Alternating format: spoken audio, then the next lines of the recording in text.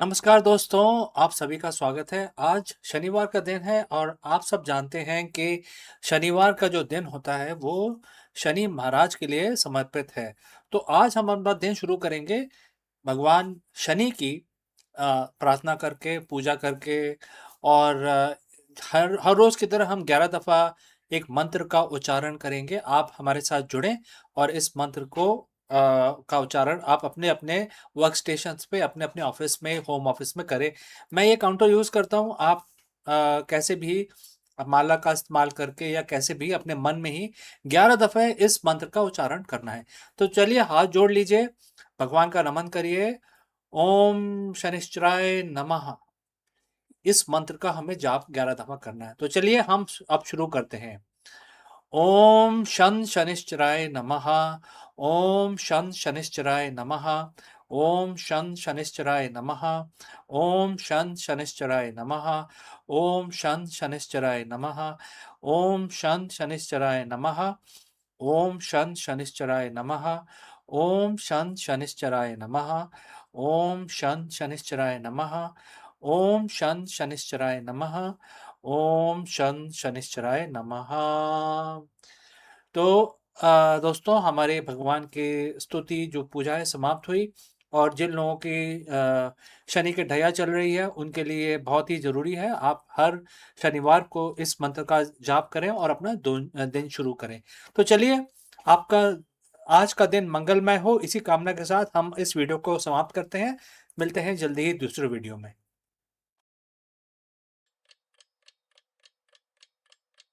Rishi Kashyap, the eternal sage of Sanatan Dharam, stands as the architect of diversity itself, his legacy woven into the very fabric of existence.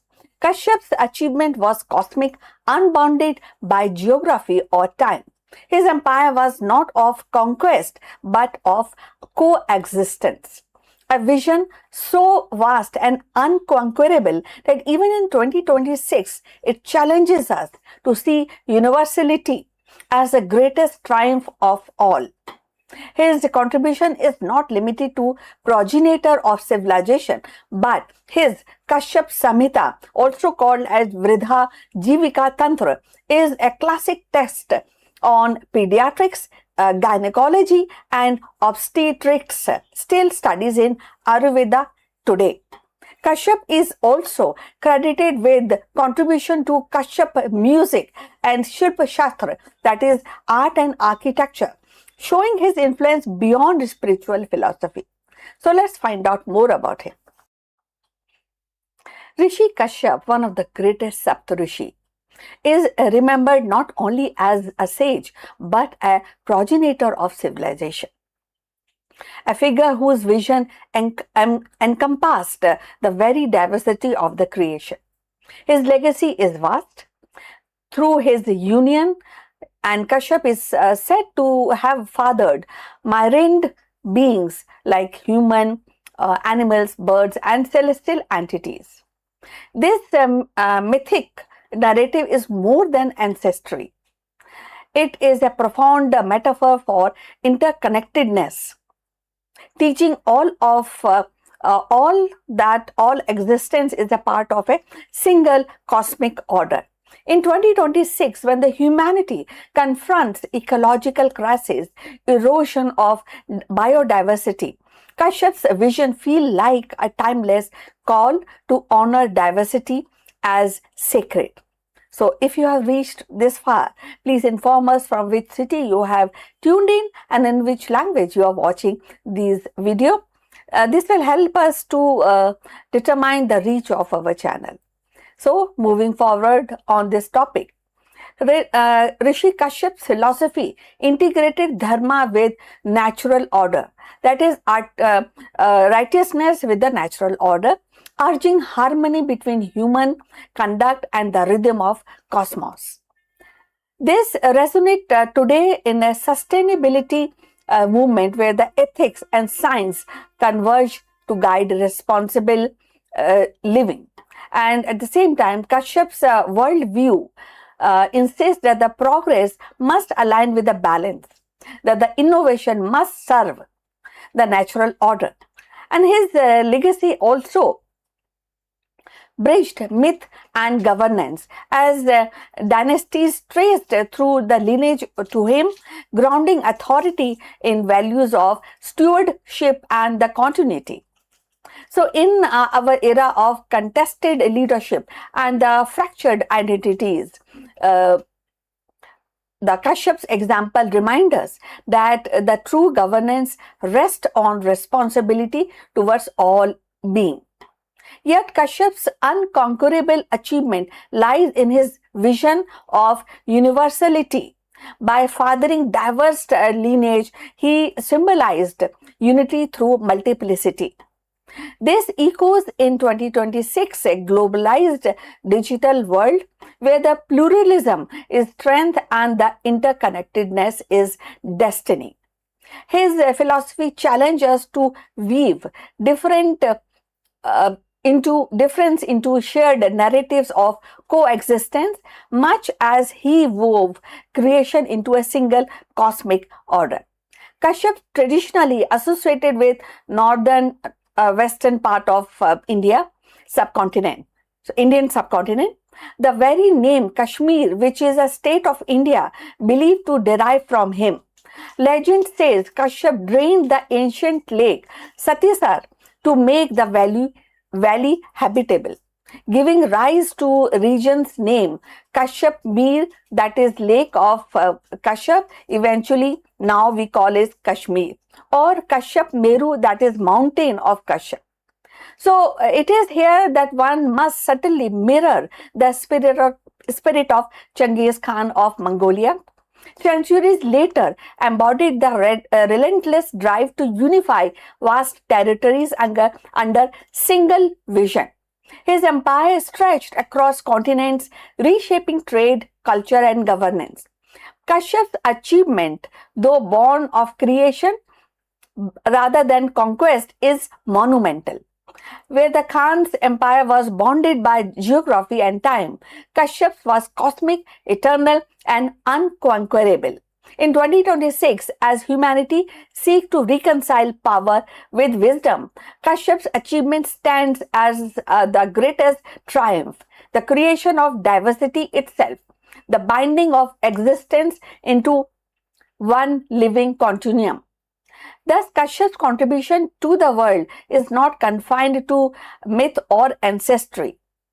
It is philosophy of balance, diversity, and responsibility. His voice echoes across millennia, reminding us that the creation is sacred.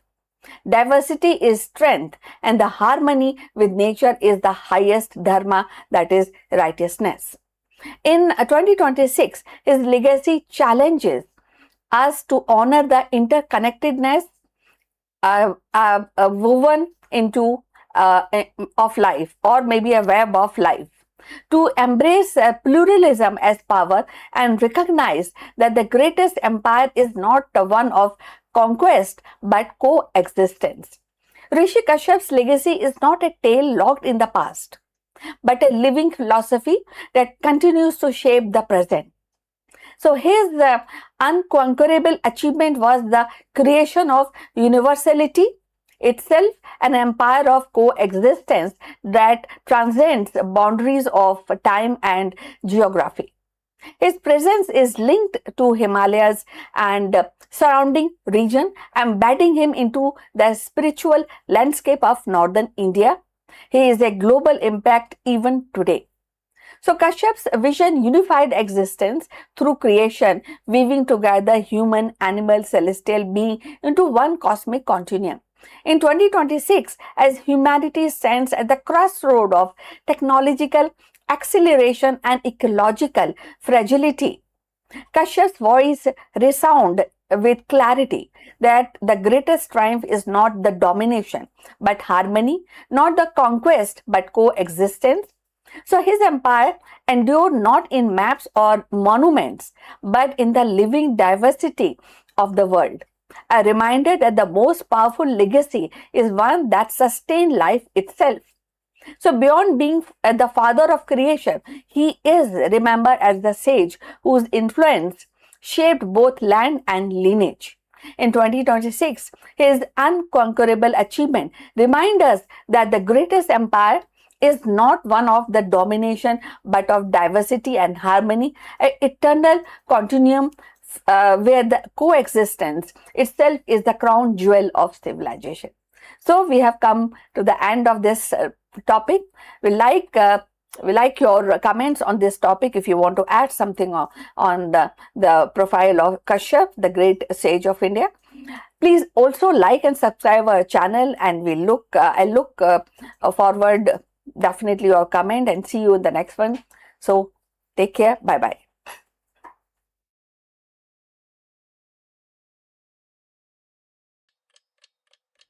Hello friends, Namaskaram. You are most welcome.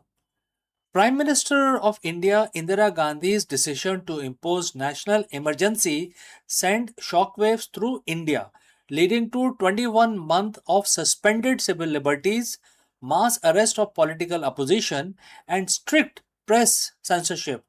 In this video, we dive deep into the emergency, a defining, controversial, and often misunderstood chapter in Indian political history. Was it a necessary step to stabilize the nation or the death knell of Indian democracy? We explored the events leading up to the declaration, the life changing impact of the citizens of India, and the lasting legacy of this period left on the nation's political landscape. Let's go. It was a quiet night in June 1975. The homes across India, families were turning into the All India radio, expecting the usual news. But on the morning of June 26th, the broadcast was different. The voice on the radio, calm and measured, announced that the president had proclaimed an emergency. Civil liberties were suspended, the press was censored, and the political opposition, they were being rounded up as we speak. That was a voice that mentioned during the All India radio transmission. In a single stroke, the world's largest democracy went dark. For 21 months, India lived under a shadow. Today, we aren't just looking at history, we are looking at the warning. This is the story of the 1975 emergency, the time when the foundation of India were tested to their very breaking point. To understand the emergency, we have to understand the India of the early 1970s. It wasn't a peaceful time. The economy was struggling, inflation was skyrocketing, and there was growing movement on the street, led by a veteran socialist, Jai Prakash Narayan, or JP, as we all know him. So, friends, before we move forward, if you have reached so far, let me know the name of your city or country from where you have tuned in into this video. All right, let's move forward. Mr. Raj Narayan, the man who had lost his election against Prime Minister of India Indira Gandhi, filed a petition alleging electoral malpractices.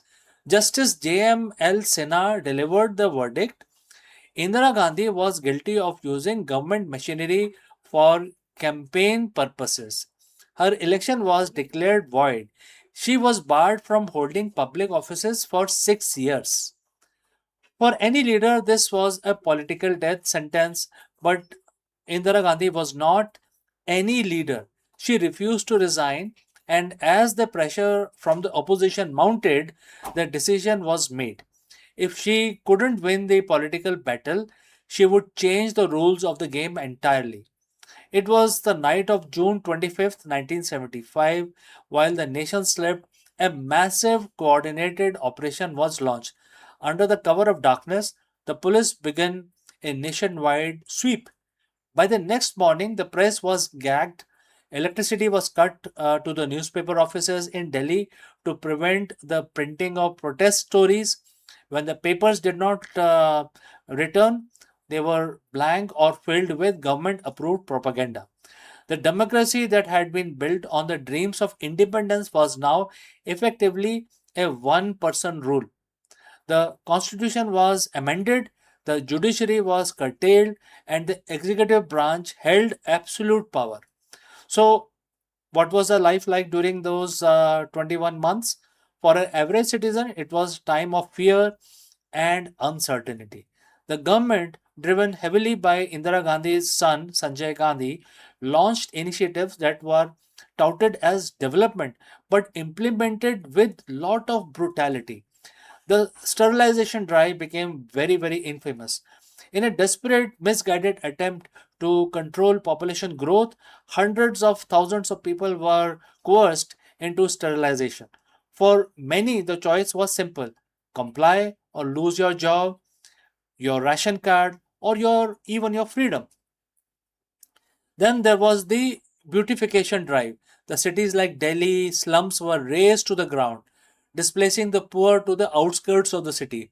All the names of which were basically eyesores were cleared. There was no one to complain to. The courts were hamstrung. You couldn't speak in public. You couldn't write in the paper. Certainly couldn't organize a protest. It was suffocating silence that lasted nearly 2 years. But the authoritarian regime have a fatal flaw. They stopped listening to the people. Indira Gandhi, perhaps believing her own propaganda that the people were happy, called for election in the year 1977. She miscalculated. The Indian electorate, despite being silenced for 21 months, had not forgotten. In one of the most powerful display of democracy in history, the people of India voted the emergency government out of power in a landslide. Indira Gandhi lost her own seat. It was the first time the Congress party had lost a general election in independent India. So, what is the legacy of the emergency? It proved that democracy in India is not just a constitutional framework, it is a sentiment embedded in the hearts of people. It served as a violent reminder that freedom cannot be taken away in a single night, and it requires a constant vigilance to protect it. In the 1975 emergency remains the darkest chapter in India's modern history. It left behind scars that would take years to heal, but it is also forged a new political consciousness in the country, a realization that power, when left unchecked, will always consume itself.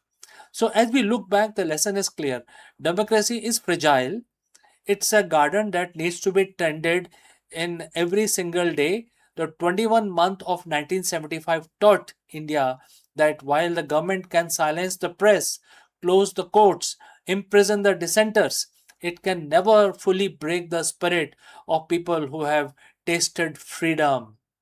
So if you found this dive into the history valuable, make sure to like and subscribe for more deep dives into the stories that shape the world we live in today. Thanks for watching, and I look forward to receiving your comments. See you in the next one.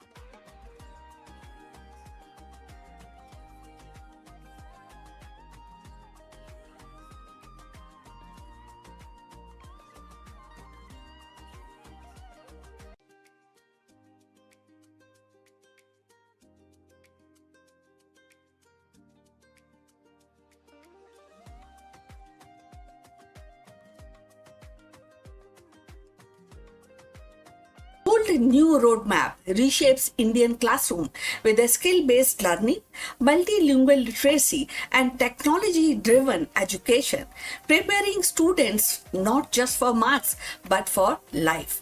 Education in India is entering a new chapter. The Central Board of Secondary Education has announced a sweeping curriculum revamp that will take effect from 2026, and it promises to reshape the way millions of students experience learning. For decades, Indian school system had been criticized for its heavy reliance on rote memorizations, exam pressures, and limited focus on skills. This roadmap is CBSE's attempt to break away from the mold and align classroom with the vision of National Education Policy 2020.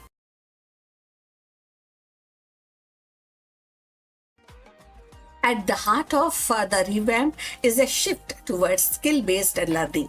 Instead of simply reproducing textbook answers, students will be encouraged to think critically, solve problems creatively, and collaborate with the peers. The idea is to prepare them not just for exam, but for the life beyond school, whether in higher education, the workplace, or society at large. Teachers will be expected to integrate projects, presentations, and real world case studies into their lessons, making learning more engaging and practical. One of the most debated actually changes in is the three language rule. Under the new framework, students will study three languages up to class 10, with at least one being an Indian language. Supporters argue that this will strengthen cultural roots, multilingual literacy, while the critics worry that it may add stress to students already juggling with multiple subjects.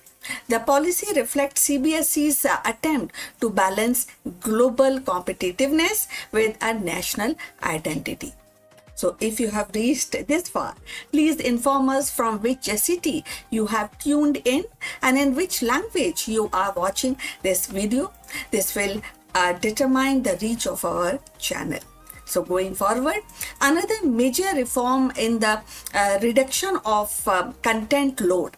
The syllabus will be streamlined to focus on core concept, cutting down an excessive detail that often overwhelmed students. And this will free up time for experimentations, experiential learning activities in the lab and the field projects and creative exploration. So alongside this, CBSE plan to integrate technology and digital tools into classroom. So adapted learning platform, AI assist resources, and online practical module will become the part of everyday teaching, ensuring students are comfortable with the digital world they will inherit. Assessment will also undergo a transformation. The traditional high-stake exam model will give way to continuous competency-based evaluation. Marks will be no longer hinged solely on the 3-hour test. Instead, projects, practical, and presentation will carry a greater weight. And this change is expected to reduce exam stress and provide a more accurate picture of students' ability. The impact of this reform will be felt across the ecosystem. Students will find their education more engaging and less mechanical. Teachers, however, will face little challenge of adopting the new method, mastering the digital tools, and rethinking how they evaluate performance. And parents too will need to adjust their expectation, as success will no longer be measured by exam scores but by skill and competencies. Of course, challenges remains, like training teachers across India's vast and diverse school network is no small task. Ensuring rural schools have access to digital infrastructure will require significant investment, and the 3-language rule may face resistance from families who fear it add unnecessary burden. Yet, despite these hurdles, the roadmap signals a bold step towards modernizing Indian education. So, what do you think about this? We have come to the end of this live stream, and thanks for watching. Actually, I would request you to like and subscribe our channel, and see you in the next one. But before we close this live streaming, a few words about our affiliate partner. Stop settling for a good enough video. If your built-in laptop camera looks like a grainy mess, it is time for an upgrade. Want to instantly level up your video presence? I like to present the Lenovo Performance FHD webcam. This is a game changer for your desktop setup. Technically, this is packed. It has a very sensitive RGB sensor, very crisp photographs it takes. Also comes with two microphones on board, which helps you to record very clear voice in stereophonic format. And these microphones are very sensitive. You can actually move away from the camera up to 2 meters, and these microphones will pick up your voice without any problem. This is a very strong piece. This is very sturdy. Comes with tripod ready. Comes with a very long leash, so it gives you a lot of flexibility to place the webcam wherever you want to keep in your studio. And also it has a swivel base, which is also very handy. So if you want to basically level up your game and you want to pick up this camera at a discount, please click on the link here or scan the QR code. Now let's get back to our video.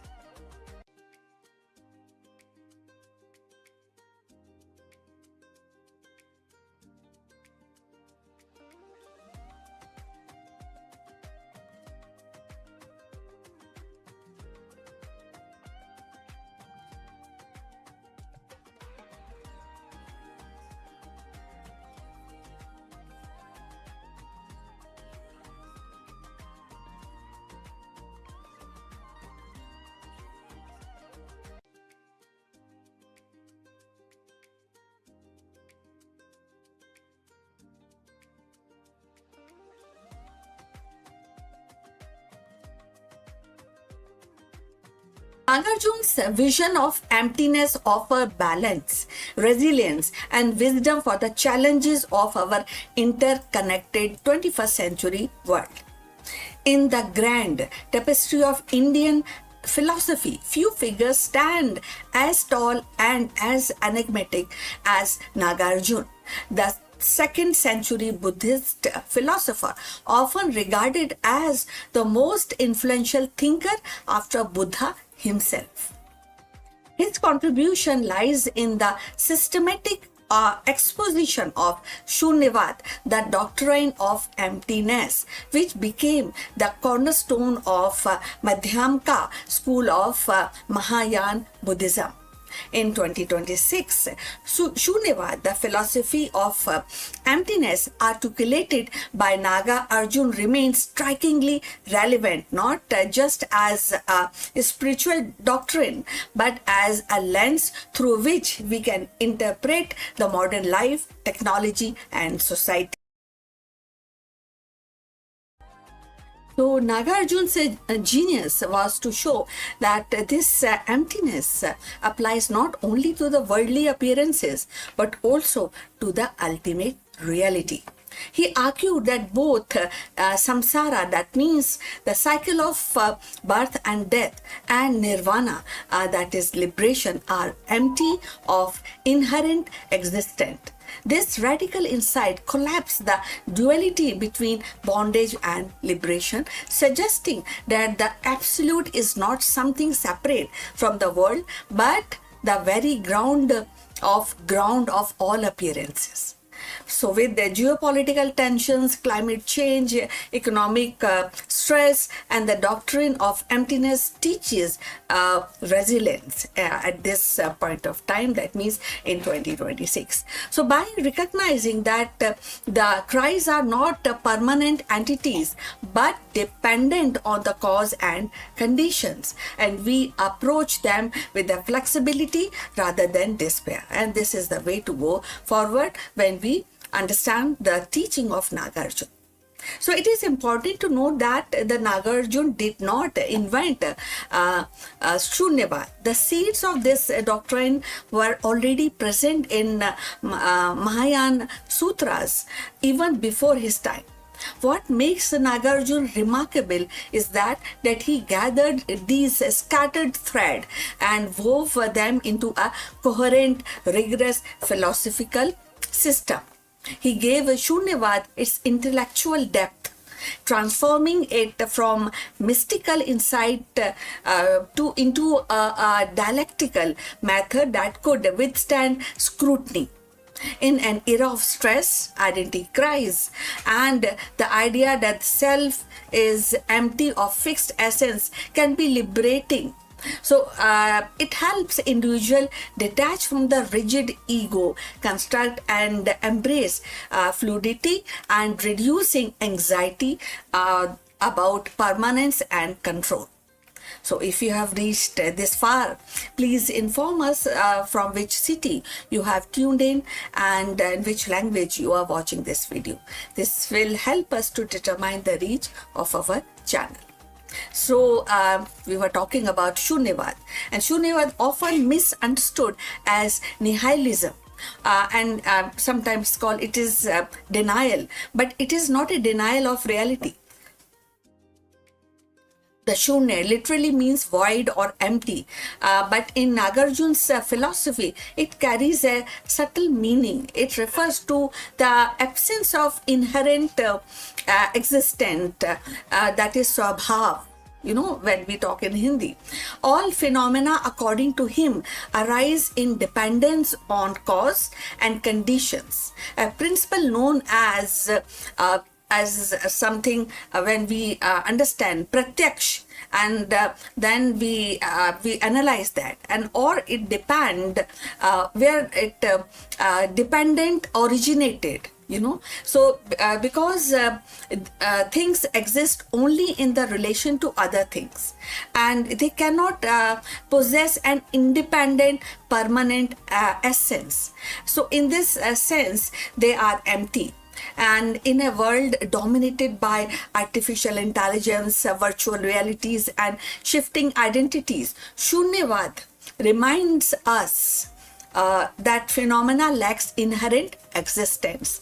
Just as an AI model or digital avatar has no fixed essence outside its relational context, so to do human construct exist only through interdependence. So his dialectical method expressed in his teaching dismantle very philosophical position by showing its contradictions. Whether one assert existence, non-existence, both or neither, Nagarjunas demonstrate that each claim lead to a logical impasses. Reality, he insists, that transcends these categories. So it cannot be captured by intellect, which is inherently actually discursive or relational. So true understanding comes only through a direct spiritual realization. So as India revamp its curriculum like CBSE in 2026 roadmap, and Shunyavad offers a philosophical foundation for the critical thinking, challenging rigid categories and encouraging students to see the knowledge as dynamic and contextual and interconnected. So the middle path that Nagarjuna champions avoid the extreme of eternalism, the belief in which is permanent existence, and nihilism, that is denial of all realities. So by affirming emptiness, he does not negate the world's, but actually reveals its relational nature. Appearances are real enough in empirical sense, but they lack ultimate substance. The absolute, meanwhile, is not a thing but a non-dual reality in which all distinctions dissolve. So this philosophy had a profound implication. It reshaped Buddhist metaphysics, influenced later thinkers in Tibet and China and Japan, even resonate with the modern philosophers who saw in Nagarjuna's prosecutors to retailism and relationalism and demonstration. So his instances that the concept collapse under their own weight anticipate contemporary critics of language and meaning. So Shunyavad's emphasis or interdependence resonate with the ecological thought. It reminds us that the human nature technologies are not separate entity but a part of a web of condition and an insight crucial for sustainability in 2026. Yet, Nagarjuna's aim was not merely intellectual. His philosophy was deeply soteriological, and it means to liberate. So, by realizing the emptiness of all things, one is freed from clinging or aversions or delusion. The realization of Shunya is or we say Shunyata, that is the realization of nirvana itself. So in the end, Nagarjuna's contribution lies in his ability to articulate the infables. He took the Buddha's insight into dependent origination and expanded it into a comprehensive philosophy of emptiness. Shunyavad, for being a doctrine of despair, Shunyavad is a doctrine of freedom actually. So it teaches that by seeing through the illusion of inherent existence, we awaken to the non-dual reality where the samsara and the nirvana are not opposite but unified. So this is a resolution of thought that Nagarjuna gifted to the world, a vision that continues to inspire seeker and scholars alike. Please send your comments, subscribe our channel, and for more insight into Indian spirituality and mythology, see you in the next one. But before we end this live stream, a few words about our affiliate partner. Stop settling for a good enough video. If your built-in laptop camera looks like a grainy mess, it is time for an upgrade. Want to instantly level up your video presence? I like to present the Lenovo Performance FHD webcam. This is a game changer for your desktop setup. Technically, this is packed. It has a very sensitive RGB sensor, very crisp photographs it takes. Also comes with 2 microphones on board, which helps you to record very clear voice in stereophonic format. And these microphones are very sensitive. You can actually move away from the camera up to 2 meters and these microphones will pick up your voice without any problem. This is a very strong piece. This is very sturdy. Comes with tripod ready, comes with a very long leash, so it gives you a lot of flexibility to place the webcam wherever you want to keep in your studio. And also it has a swivel base, which is also very handy. So if you want to basically level up your game and you want to pick up this camera at a discount, please click on the link here or scan the QR code. Now let's get back to our video.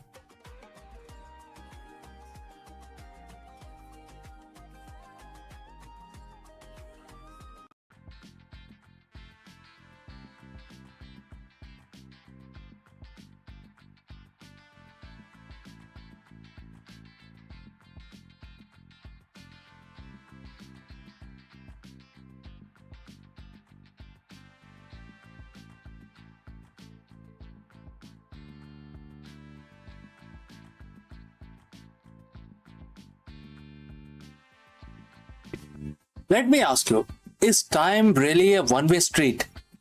The new research suggests that Einstein's famous wormhole theory might hold the key to the mind-bending possibility of a hidden mirror of time.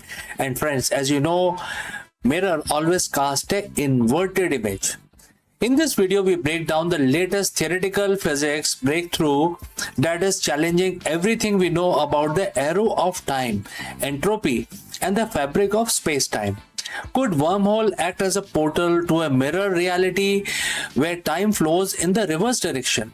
We dive into the science behind the headlines and explain what this discovery means for the future of quantum mechanics and cosmology. Let's go.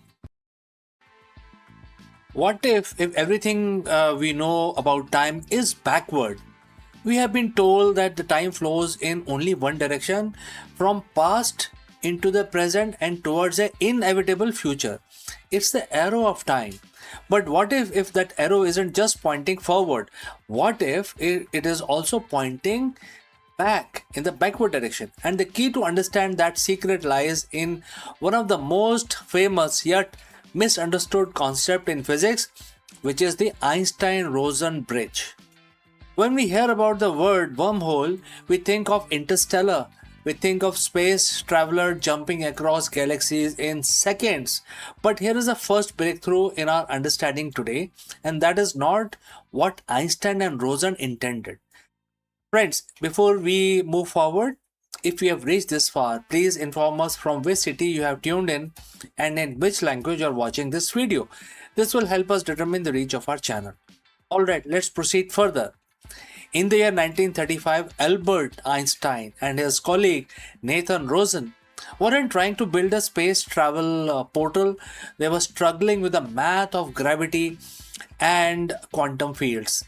They created a bridge, a mathematical connection between the two identical symmetrical sheets of space-time.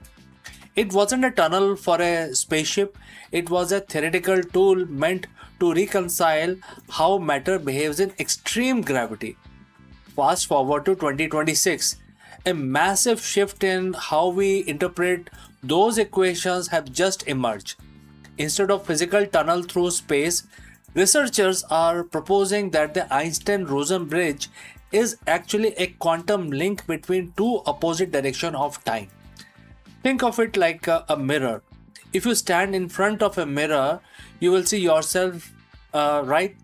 Now imagine that the mirror doesn't just reflect your image, it reflects your flow. In this new theoretical model, our universe is paired with a mirror, a component where time flows in the exact opposite direction.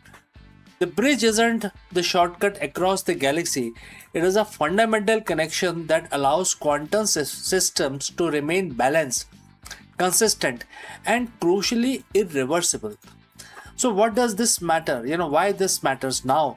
Because of the black hole information paradox. For decades, physicists have been terrified that if the information falls into the black hole, it is lost forever.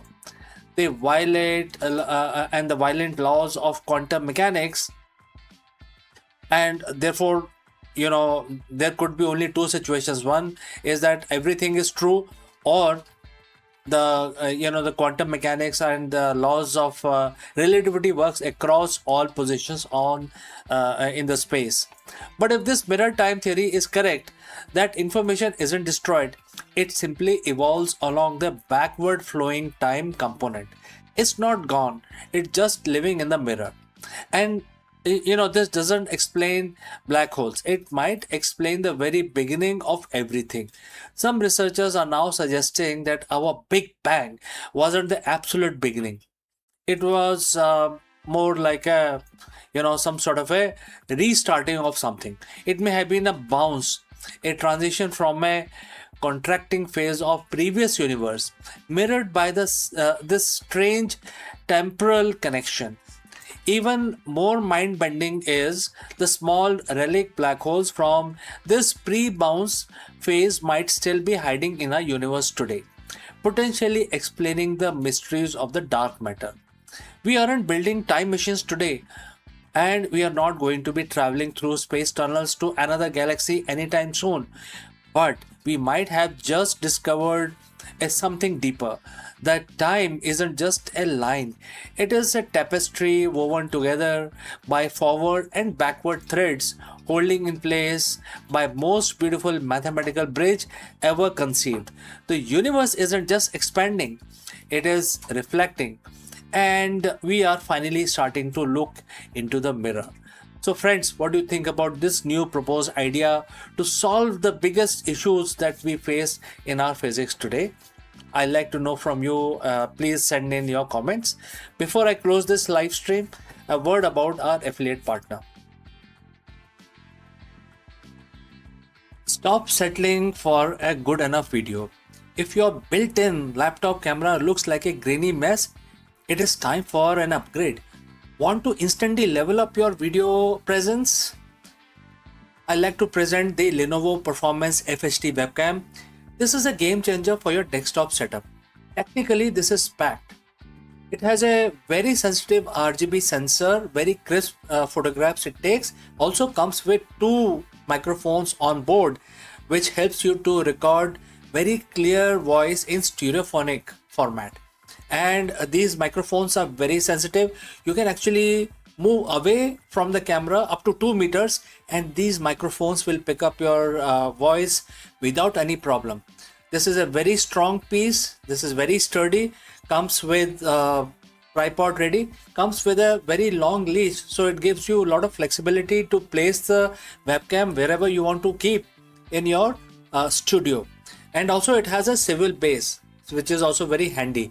So if you want to basically level up your game and you want to pick up this camera at a discount, please click on the link here or scan the QR code. Now let's get back to our video.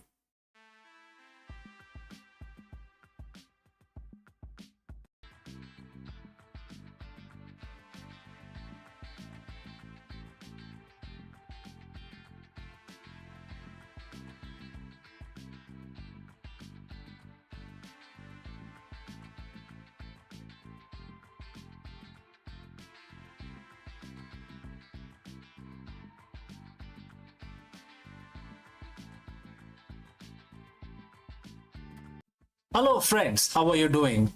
We have a very profound question today that we want to address in this video. That is, can ancient wisdom solve the modern corporate burnout problem? In this video, we dive deep into the timeless wisdom of Bhagavad Gita to extract the powerful leadership lesson for today's CEOs and entrepreneurs. If you have ever felt overwhelmed by the darkness of the market volatility, ethical dilemmas, or the sheer weight of responsibility on your shoulder, this verse offers a blueprint for clarity and resilience. Let's go.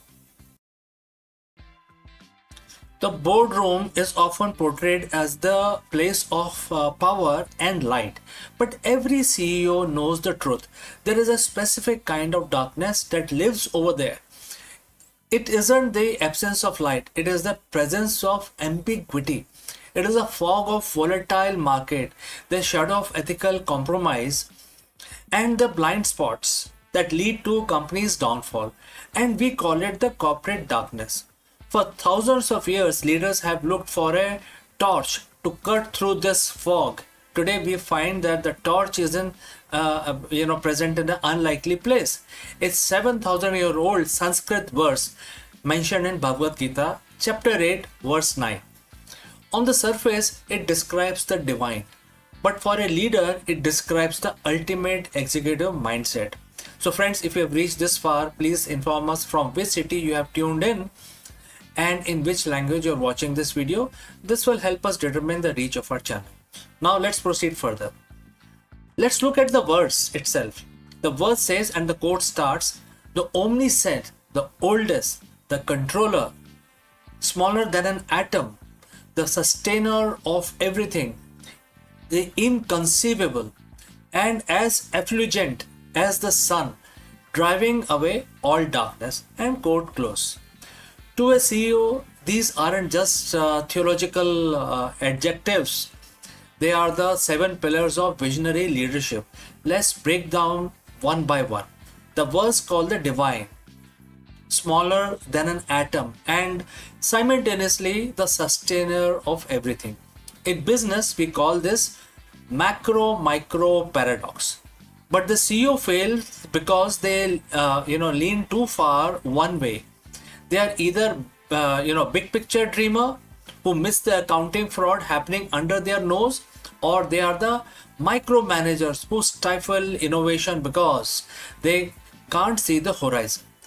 Bhagavad Gita tells us that the true mastery is being able to see the atom, the tiny data point, the single customer complaint, the line of code, while simultaneously sustaining the entire ecosystem of the brand.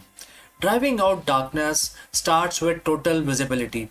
You cannot lead what you cannot see, whether it is as small as an atom or as large as a global supply chain. The verse uses a term which is inconceivable.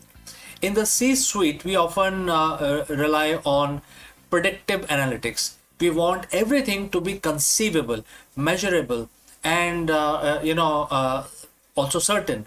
But the darkness of the market often comes from the black swan event, the things we don't see coming, right? Learning from Bhagavad Gita means accepting the inconceivable. A great CEO doesn't just plan for what they know. They build a culture resilient enough to handle what they don't know. This is the difference between a rigid company and an anti-fragile one.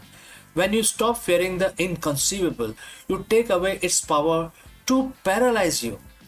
Finally, we reach the climax of the verse. A personality as effulgent as the sun, driving away the darkness. What is the darkness in a company? It is the fear, where employees are too scared to tell the truth. It is where the departments hide information from each other. It is the ego where leaders need to be, right, outweighed the need to be successful. The effulgent CEO is one who brings radical transparency. Just as the sun doesn't fight the dark, it simply arrives and the dark ceases to be. Dark just goes away. A leader who leads with the Gita's principles of light doesn't have to fix every problem manually. Their presence, their ethics, and their clarity create an environment where dark behavior simply cannot survive. When you are effulgent, you provide the why for your company, and as a leader once said, he who has why to live can bear almost anyhow. So how do we apply chapter 8 verse 9 starting tomorrow morning? Practice omniscience. Don't just look at the reports. Seek to understand the soul of your product. Be a sustainer. Remember that your role is to support your team, not just to support by themselves. Drive out shadows. If there is a part of your business you are avoiding looking at, and that is where the darkness is, shine your light there first. Leadership is not about just quarterly results. It's about being the oldest, the most grounded, the effulgent, and also most inspiring. Bhagavad Gita isn't just a book of philosophy. It's a manual for the highest form of management. Go forth, lead like sun, and drive out the darkness. Friends, thanks for listening. If you have any questions, any suggestion, any opinion, please do not hesitate to send it across in the comment section below. Before I part ways, I will have to speak few words about our affiliate partner.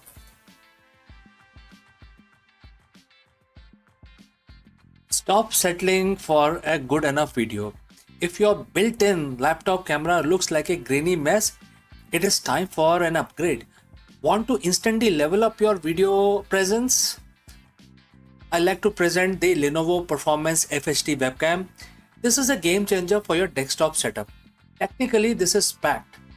It has a very sensitive RGB sensor, very crisp photographs it takes. Also comes with two microphones on board, which helps you to record very clear voice in stereophonic format. And these microphones are very sensitive. You can actually move away from the camera up to 2 meters and these microphones will pick up your voice without any problem. This is a very strong piece. This is very sturdy. Comes with tripod ready. Comes with a very long leash, so it gives you a lot of flexibility to place the webcam wherever you want to keep in your studio.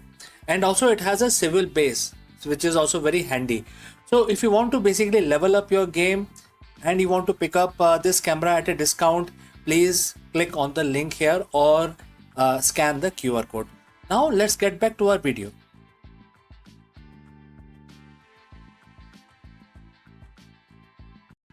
Hello friends, the big question that we want to tackle today is, can the ancient wisdom make you a better leader in 2026? In this video we dive deep into Bhagavad Gita chapter 6 verse 8 to uncover the secret of equanimity for modern executives, which is very essential. We will discover why the most successful CEOs aren't just masters of the market, they are the master of their own mind. Let us explore this further. In the world of high-stake business, we are taught to chase the gold. We celebrate the record-breaking IPOs, the quarterly wins, and the market dominance. On the flip side, we are taught to fear the mud, the PR crisis, the missed targets, and the economic downturns. But as a CEO, and all CEO knows this constant oscillation between euphoria and anxiety is quite exhausting. It leads to burnout, biased decision making, and the leadership style that is reactive rather than strategic. What if there is a way to lead from the place of total stability, a state of mind where your internal peace isn't tied to the stock ticker? Over 7,000 years ago, a profound piece of wisdom was shared on a battlefield that is more relevant to the modern boardroom than any MBA syllabus. It comes from Bhagavad Gita, chapter 6, verse 8. Today we are going to dive deep and break down how this one verse can transform you into an unshakable CEO. So friends, if you have reached this far, please inform us from which city you have tuned in and in which language you are watching this video. This will help us determine the reach of our channel. Alright, let's proceed further. Let us look at the verse itself. The quote starts, "A person is said to be established in self-realization and it's called a yogi when he is fully satisfied by the virtue of the acquired knowledge and realization. Such a person is situated in transcendence and is self-controlled. He sees everything, whether it is pebbles, stone or gold, as one and the same thing." Quote close. For a CEO, this doesn't mean you stop caring about your company. It means you change your relationship with the results. The verse identifies three key areas, three key traits of the unshakable leaders. First, acquired knowledge combined with practical experience. Obviously, you can't shake that off. Number two, control over the senses, which includes your ego as well, and also different kinds of extensions that you may have. Number three, ability to see stones and mud and gold with an equal eye, right? That is quite difficult. Now let's get real about the gold and mud. Just look at your office. The gold is that massive Series C funding or being featured on the cover of Forbes magazine. When things are gold, your ego expands. We think we have figured it out, all of it. We become overconfident, take reckless risk, and lose the humility that built the company in the first place. The mud is the supply chain collapse, the key executive quitting, or the negative cycle, some sort of a press release which is negative in nature. When we hit the mud, we panic. We make short term decisions based on fear, which often makes the situation worse. The Gita tells us that the self realized leader sees these as equal. Why? Because they are both external and temporary. If your happiness is tied to the gold, you are a slave to the market. If your identity is destroyed by the mud, you aren't leading, you are merely reacting. The unshakable CEO realizes that the value of the soul and the integrity of the mission do not change based on the material outcome of the day. How do we actually implement this? It comes down to three pillars. Pillar number one, knowledge versus realization. Most CEOs have the gyan, which is book knowledge. They know the spreadsheet, but the Gita tells you to get into realized wisdom. This is the gut feeling backed by a calm mind. It is knowing that this too shall pass, right? So what action you can take? When the crisis hit, don't just look at the data. Sit in silence for 5 minutes to separate your identity from the problem. Alright, moving on to the pillar number 2. Sensory mastery. In modern terms, this is the emotional intelligence. Your senses react to notification, angry emails, and market rumors. A leader, who has a filter, they can choose which input to react to. They don't let a bad morning meeting ruin $1 billion afternoon strategy, right? You need to keep them separate. Moving on to pillar number 3, the equal vision. This is the hardest part. Seeing gold and stones as equal doesn't mean you trade gold for stones. It means you don't let the gold intoxicate you and you don't let the stones depress you. You remain your behavior is very steadfast like a rock, the unchanging center of the storm. When you become unshakable, your decisions, making capability improves. In fact, it improves so good, it becomes clinical in nature. Think of a surgeon. A surgeon cannot afford to be excited by the patient's wealth or disgusted by their wounds. They must see their anatomy as it is to perform the operation. The unshakable CEO performs market surgery because you aren't desperate for the gold or terrified of the mud. You see the truth of the situation. You see opportunities where others see disaster. You see risk where others see easy wins. This objectivity is the highest form of business intelligence. Becoming an unshakable CEO isn't the weekend workshop. It's a daily practice of returning to your center. So friends, next time when you are in a high pressure meeting or the next time you are in celebrating some sort of a win, a massive win, remember chapter 6 verse 8. Ask yourself, am I reacting to the gold or am I standing on the rock? Success is a byproduct of the steady mind. Build the mind and the business will follow.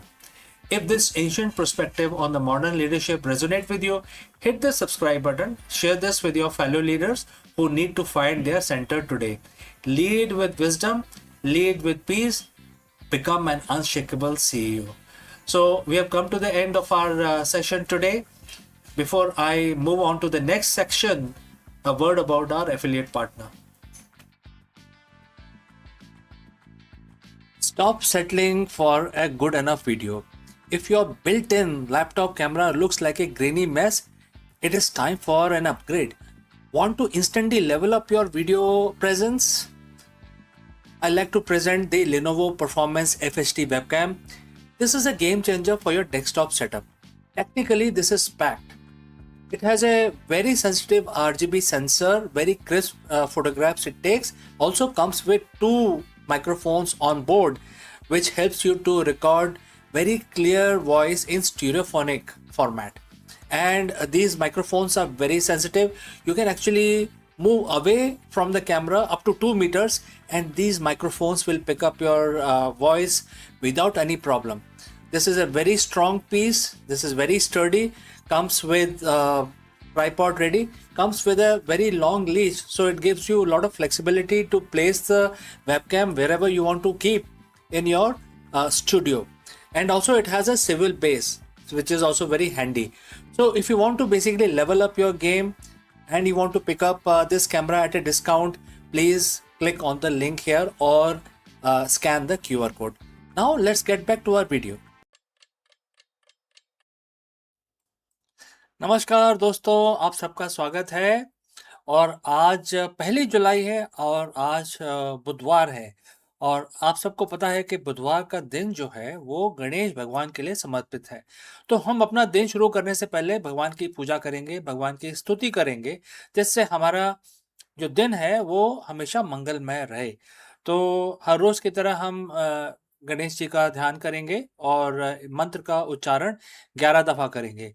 और हर रोज की तरह मैं ये counter use करूंगा। देखिए मेरे पास counter है।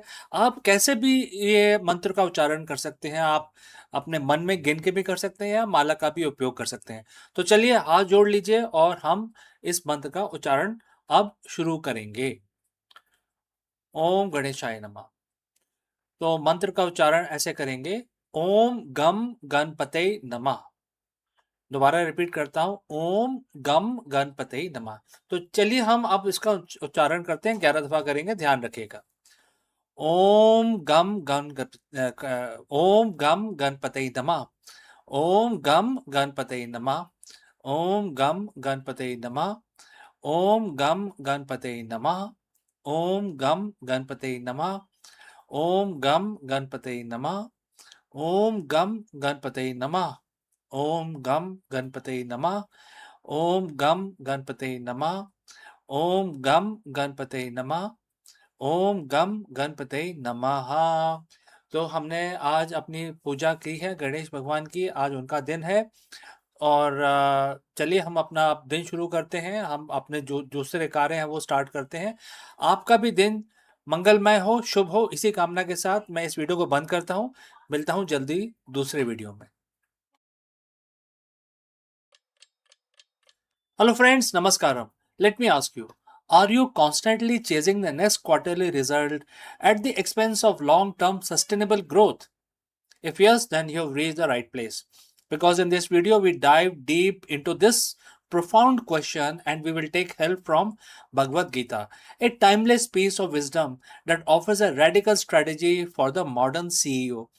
This verse, which we are going to discuss today, is going to change your perspective and inculcate your buddhi yoga as a competitive advantage. Let's go and explore this further. Friends, if you are a CEO, a founder, or a leader, you know the feeling. It is the late Sunday night email check. It's the anxiety before the quarterly earning call. It is the constant gaining pressure to hit the next milestone, to land the next client, to inflate the valuation of another 10%.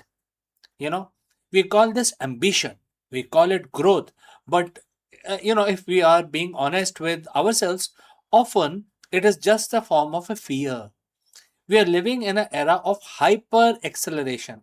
The market demands results and it demands them now. But here is the paradox that most leaders ignore. The more you obsess over the result, the fruit of your action, the more likely you are to compromise the very strategy required to achieve it. Today, we are going to look at the piece of the ancient wisdom from Bhagavad Gita, specifically chapter 2, verse 49, that offers a counterintuitive, radical strategy for modern leadership. It's a guide to longevity, sanity, and ultimately better performance.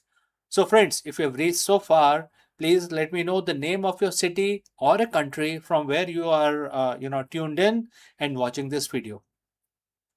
All right, let's proceed further. Let's look at the verse, chapter 2, verse 49, and the quote start. Choose to act on the basis of disciplined intelligence rather than desire for enjoyment. Only the miserly cling to the fruit of action, O conqueror of wealth. And the quote close. So I want you to focus on the phrase, only the miserly cling to the fruit of action. In the corporate world, we usually think of a miser as someone who, hoard money. But here is the Gita that is pointing to a psychological state. When you are miser in business, you are holding the outcome in your mind. You are so attached to the bonus, stock prices, or the public perception of success that you become terrified of any action that might threaten that result. So when you become attached to the fruit, the result you stop being effective as a strategist. You become reactionary. You start making short term decisions that hurt the long term health of the organization just to hit a quarterly target. You are no longer leading, you are gambling. So, what is the alternative? The verse offers a solution, which is Buddhi Yoga or disciplined intelligence. The disciplined intelligence is the ability to decouple your identity from the outcome. It's not about being indifferent. It's not about saying, I don't care if the company fails. It's exactly the opposite.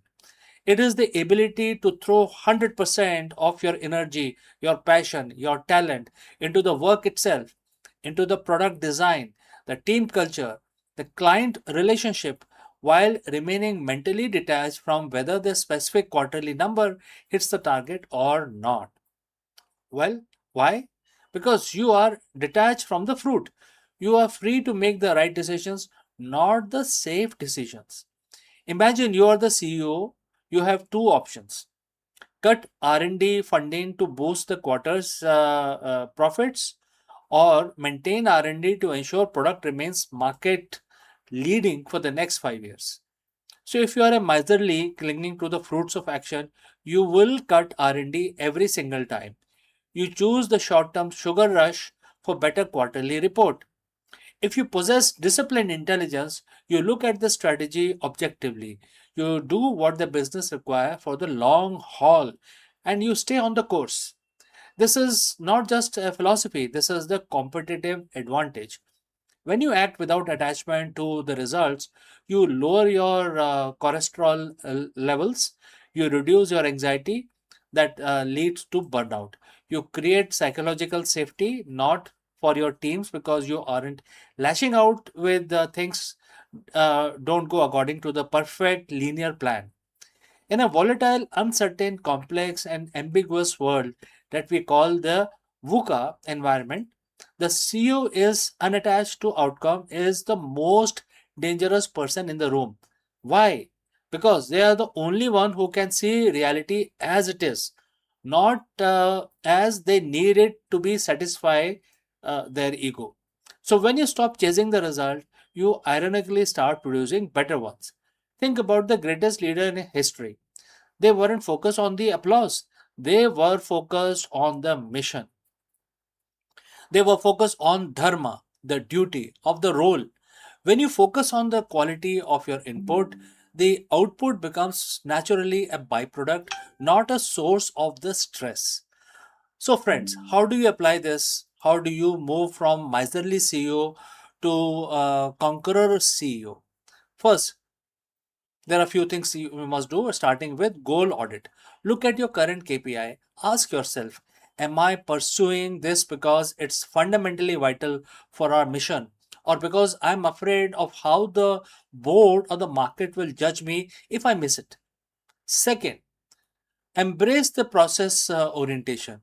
In your next leadership meeting, stop talking about the quarterly target for 5 minutes.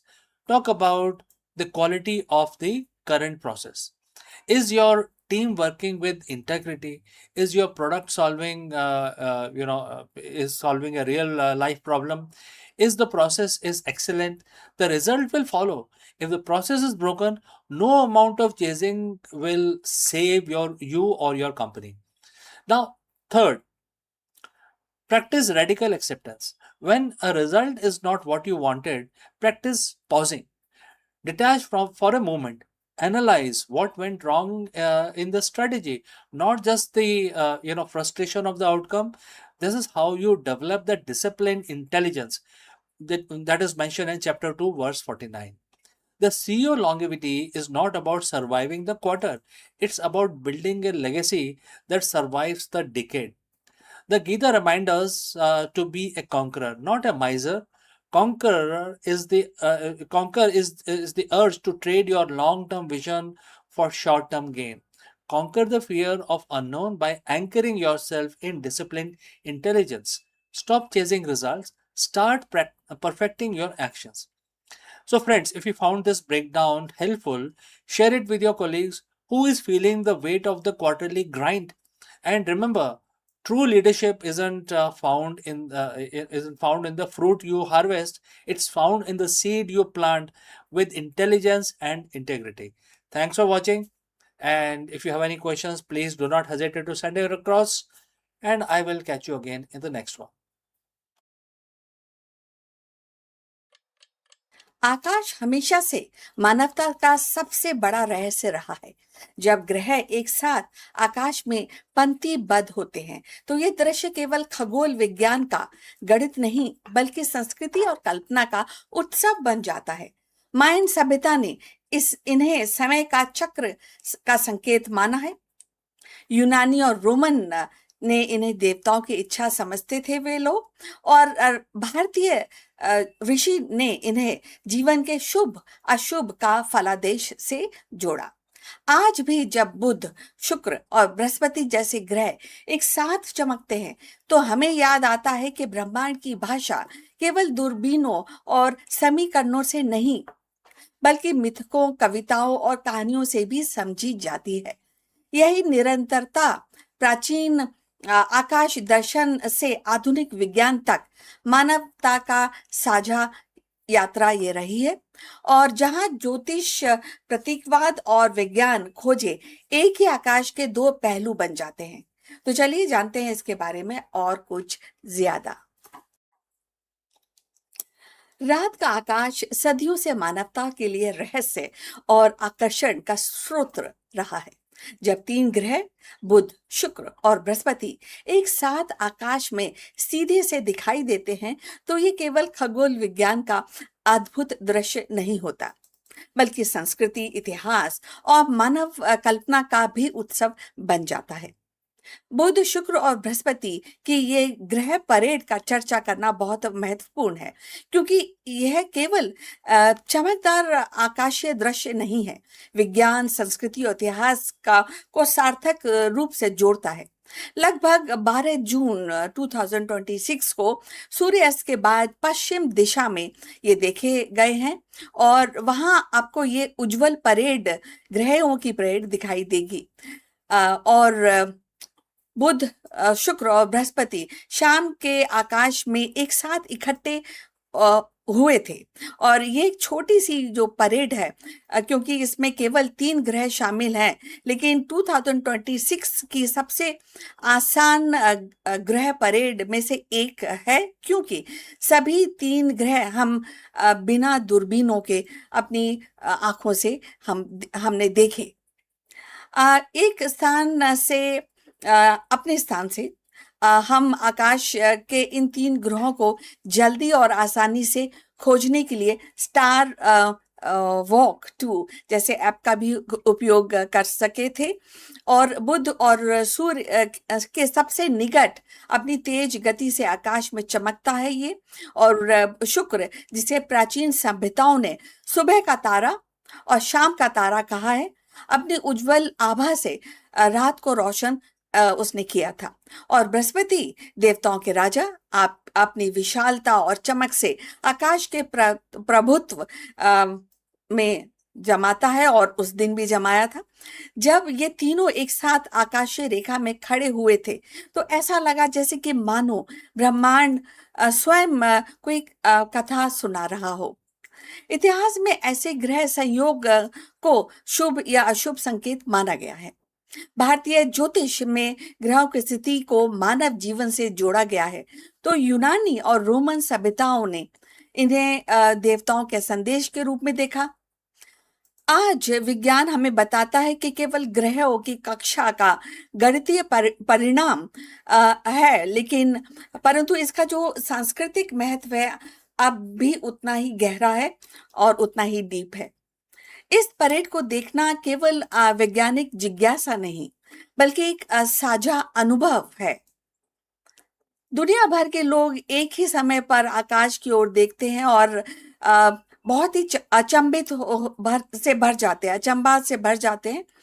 ये हमें याद दिलाता है कि चाहे हमारी भाषाएं, हमारी संस्कृतियां और सीमाएं अलग हो, परंतु आकाश सबका है, एक साझा कैनवास जिस पर ब्रह्मांड अपनी कलाकारी करता रहता है। ग्रहों की ये परेड हमें ये भी सिखाती है कि ब्रह्मांड में सब कुछ एक लय और एक ताल में चलता है। जैसे कि संगीत के सुरों का संगम होता है, वैसे ही आकाश में ग्रहों का संगम हमें सामंजस्य और संतुलन का भी संदेश देता है। और यदि आप यहाँ तक पहुंचे हैं तो कृपा करके हमें बताइए कि आप किस शहर से जुड़े हैं, किस भाषा में ये वीडियो देख रहे हैं। इससे हमें अपने चैनल की पहुंच को समझने में मदद मिलती है। और आइए अब चलते हैं, अपनी चर्चा को आगे बढ़ाते हैं। मानव सभ्यता की शुरुआत से ही आकाश की ओर देखना केवल जिज्ञासा नहीं, बल्कि जीवन का मार्गदर्शन रहा है। ये ग्रह एक साथ आकाश में दिखाई देते हैं तो ये दृश्य प्राचीन सभ्यताओं के लिए देवताओं का संकेत माना जाता था। मायन सभ्यता ने ग्रहों की गति को अपने कैलेंडर और अनुष्ठानों से जोड़ा। उनके लिए ग्रहों का संगम समय के चक्रव्यूह को समझने का साधन हुआ करता था।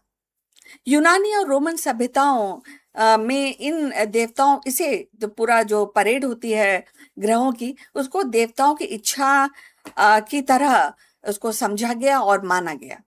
बृहस्पति का उदय शक्ति का प्रतीक, शुक्र का चमकना प्रेम और सौंदर्य का संकेत। भारतीय परंपरा में ग्रहों की स्थिति को ज्योतिषीय गणना से जोड़ा गया है। वैदिक ऋषियों ने ग्रहों के संयोग को शुभ या अशुभ फलादेश से जोड़ा और ये परंपरा आज भी जीवित है। दो ज्योतिष प्रतीकवाद ग्रहों की परेड को दो ज्योतिष से अत्यंत शक्तिशाली माना गया है। बुध बुद्धि का संचार का प्रतीक, शुक्र प्रेम और कला और सौंदर्य का प्रतीक, और बृहस्पति ज्ञान धर्म और विस्तार का प्रतिनिधि करता है। जब ये तीनों एक साथ आते हैं तो इसे मानव जीवन से परिवर्तन या नए अवसर या सामूहिक ऊर्जा का संकेत माना जाता है। यही कारण है कि आज भी ग्रहों की जो परेड है वो सांस्कृतिक विमर्श से प्रासंगिक बनी हुई है। कथा, कला और संस्कृति मूल्य ऐसे आकाशीय संगम केवल गणितीय घटनाएं नहीं, बल्कि कथा कौशल के स्रोत हैं। एंड अगर हम जो स्टोरीज हैं, जो कहानियां हैं, उनके बारे में सोचें, या देवताओं के मिलन का जो कहानियां होती हैं उनके बारे में सोचें, या युद्ध हो या आशीर्वाद हो, ये सारी कहानियों में हमें यही संकेत मिलता है कि ये जो पूरा संगम हो रहा है तीन ग्रहों का, जो हुआ था 12 जून के आसपास, वो कितना ही महत्वपूर्ण है, जो हमारे जीवन से जुड़ा हुआ है। कला, चित्रकार, मूर्ति कला, ये ग्रहों का संगम माना जाता है। कविताएं आकाशीय घटनाओं को प्रेम या आशा या नियति के रूप में प्रस्तुत करती रही हैं और आज भी करती हैं। आज भी जब लोग ग्रहों की परेड देखते हैं तो उन्हें ये प्रेरणा मिलती है, वो प्रेरित होते हैं कि नई कविताएं लिखने के लिए, चित्र बनाने के लिए, विज्ञान की को एक्चुअली संस्कृति से जोड़ने के लिए। आधुनिक विज्ञान से निरंतरता हम समझते हैं, क्योंकि जो ग्रह है वो एक स्पेस है जहां पर कई सारी जो इनोवेशंस, कई सारी खोजें की जा रही हैं। हम आज जानते हैं कि ग्रहों का संगम केवल उनकी कक्षाओं का परिणाम है, परंतु ये तथ्य प्राचीन परंपराओं को नकारता नहीं, बल्कि उन्हें और गहराई से देखता है, उसको गहराई से स्टडी करने की के लिए हम सभी को प्रेरित करता है। खगोल विज्ञान हमें बताता है कि ग्रहों की गति गणित के नियमों से संचालित होती है। ये तो सभी बात जानते हैं।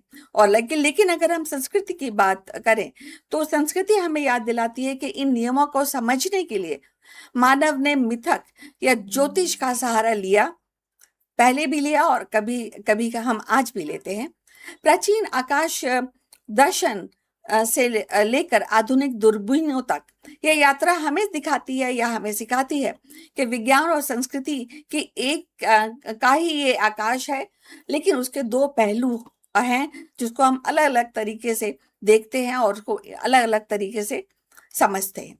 आज के समय में जब तकनीक में हमें दूरदर्शिता मिल चुकी है, आकाश गंगाओं की तस्वीरें हमें दिखाई देती हैं और अंतरिक्ष यान और मंगल के ऊपर खोज हो रही है, मंगल की तरफ हमारी यात्रा हमारी बढ़ने को है अभी आजकल, तब भी ऐसे सरल दृश्य, 3 ग्रहों का एक साथ चमकना हमें उतना ही रोमांचित करता है और हमें अपनी जड़ें से की ओर ले जाता है, हमें अपनी हिस्ट्री की तरफ ले जाता है। और उस समय जब हम हिस्ट्री की बात करते हैं तो कई सारी जो खोजें जो हमारे प्राचीन ऋषियों ने और खगोल विद जो लोग हैं उन्होंने की है, उनकी तरफ भी हमारा ध्यान आकर्षित कराता है।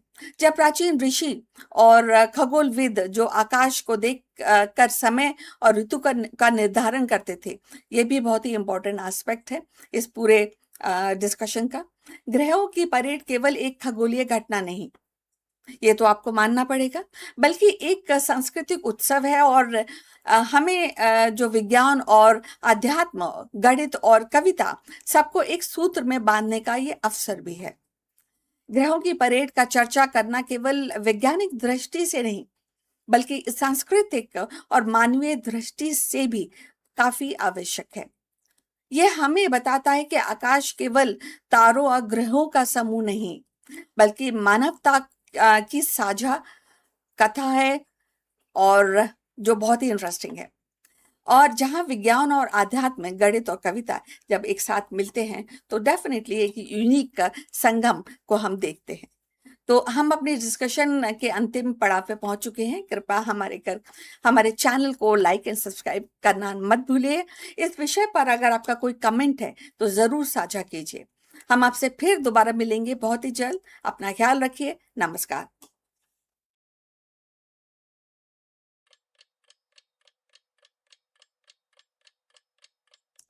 हेलो दोस्तों, नमस्कार। Have you ever wondered why most strategy fail? And what is the CEO's secret to lasting business success? In the world of constant disruption, quarterly shifts, and the fleeting trends, how do you build a business that actually lasts? Therefore, in this video, we try and decode one of the most profound lessons from Bhagavad Gita and apply it to modern executive leadership. The verse is verse 16 mentioned in chapter 2. For the modern CEO, this isn't just a philosophy, it is a high level strategic framework for resilience and decision making. Let's go. Welcome back, friends. If you are a business leader or an entrepreneur, you know the feeling. You are looking at the screen filled with red and green numbers, tracking the latest tech disruption, or worrying about the pivot in the global supply chain. We are taught that the change is the only constant. We build our career on being adaptable, on being agile, on being predicting the next big thing. But today, I want to challenge that. I want to invite you to look at your business and your life through a lens that is thousands of years old. We are looking at the single verse from Bhagavad Gita, chapter 2, verse 16. It's a verse about finding the indestructible in a world that feels incredibly temporary. It's about how a CEO, if you only focus on changing surface of the business, you will burn out. But if you tap into what never changes, you become an unstoppable centered leader. And the verse quote, and the quote starts, that which is temporary is not the ultimate reality, because the ultimate reality is unchangeable and indestructible. This is the conclusion derived by the wise who have pondered on the subject at length. And the quote close. So, friends, if you've reached this far, please inform us from which city you have tuned in and in which language you are watching this video. This will help us determine the reach of our channel. Now, let's proceed. Let us break down the boardroom. The temporary is your revenue targets, your current product cycle, your marketing trends, and your stock price. These things change. They are, by definition, the temporary realities, and therefore they are volatile. The ultimate reality is which is unchangeable and indestructible, is the core purpose, the foundational value, and the human essence behind your business. Think about it. Has the fundamental human desire for trust, quality, or genuine connections ever changed? No. Technology changes and also how we deliver that value, but the hunger for that value is constant. The wise, as the text says, know that you must build your strategy on the permanent while managing the temporary. So why do most business fails? Not because their tech wasn't good, but because they lost the sight of their ultimate reality. We live in a cycle of constant reactivity. A competitor launches a new feature, so we pivot. The market dips, so we slash our culture and also budget. We treat our company like it's only the temporary numbers. When you do that, you lose your center. You become a leaf in the wind. Verse 16 is a wake up call. It tells us that if you are only chasing the temporary, you are chasing an illusion. You are building on sand. A CEO who identifies entirely with the temporary success of a quarter will experience fear when that success fades away. Definitely, But a CEO who operates from the unchangeable, their vision, their ethics, their commitment to service, that CEO lead with calm, indestructible authority. So, how do we apply this tomorrow morning to our work, to our daily life? First, conduct a reality audit. Take your current projects and ask, is this a temporary tactical move, or is this rooted in our indestructible core? If it is temporary tactic, like a pricing shift, that's fine. Manage it, but don't worship it. Don't let your self worth or your company identity be defined by it. Second, focus on the indestructible. What is that one thing about your company, if you were to remove it, would make your company cease to exist, to be itself? For many, it's a core belief in innovation or deep customer empathy. There is, the ultimate reality. When the market are chaotic, double down on that core, and that is what provides stability for your team, your investors, and also yourself. As a leader, your job isn't just to predict the future. Your job is to anchor your team in the present. When you show up with the understanding that while external circumstances are constantly shifting, your integrity and purpose are unchangeable. Your team gains confidence. They stop fearing the disruption because they see you as a leader standing in the ultimate reality. You become the eye of the storm. So, if I leave you with this reflection, what in your business is temporary? Please find out. And are you mistaking it for your ultimate reality? Also, you need to work on this, right? So, this is a task for today. Pause, ponder, and realize that most successful, long lasting businesses are those that mastered the art of holding the temporary with a loose grip while anchoring themselves firmly in the indestructible. So, friends, if you have any questions, please do not hesitate to send it across. Thanks for joining in. Take this lesson, lead with clarity, and build something that truly endures. See you in the next one.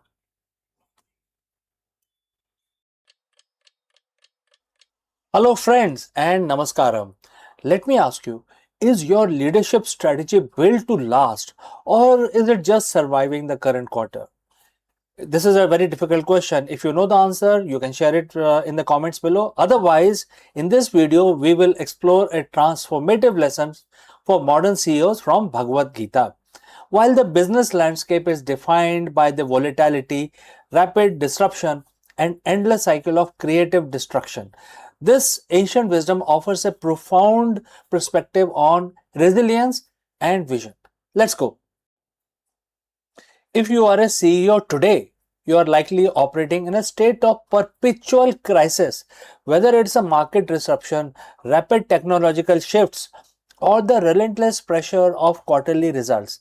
It feels like the body of your business is constantly under threat. But what if I told you that the most successful long-term leaders in history, the one whose impact span generations, has have a secret, and it's like sharing a secret in this video. It's not a new management framework or better AI tool. It's a 5,000-year-old perspective on reality. Today we're looking at CEO's immortal strategy derived from one of the most powerful verses in Bhagavad Gita, which is chapter 2 verse 20. So friends, if you have reached this far, please inform us from which city you have tuned in and in which language you are watching this video. This will help us determine the reach of our channel. Now, let's look at the verse. The verse starts and the quote begins, "There is no birth or death for the soul, nor does it ever cease to be. It is birthless, ageless, eternal, without a beginning or an end. Even with the destruction of the body, the soul is not destroyed."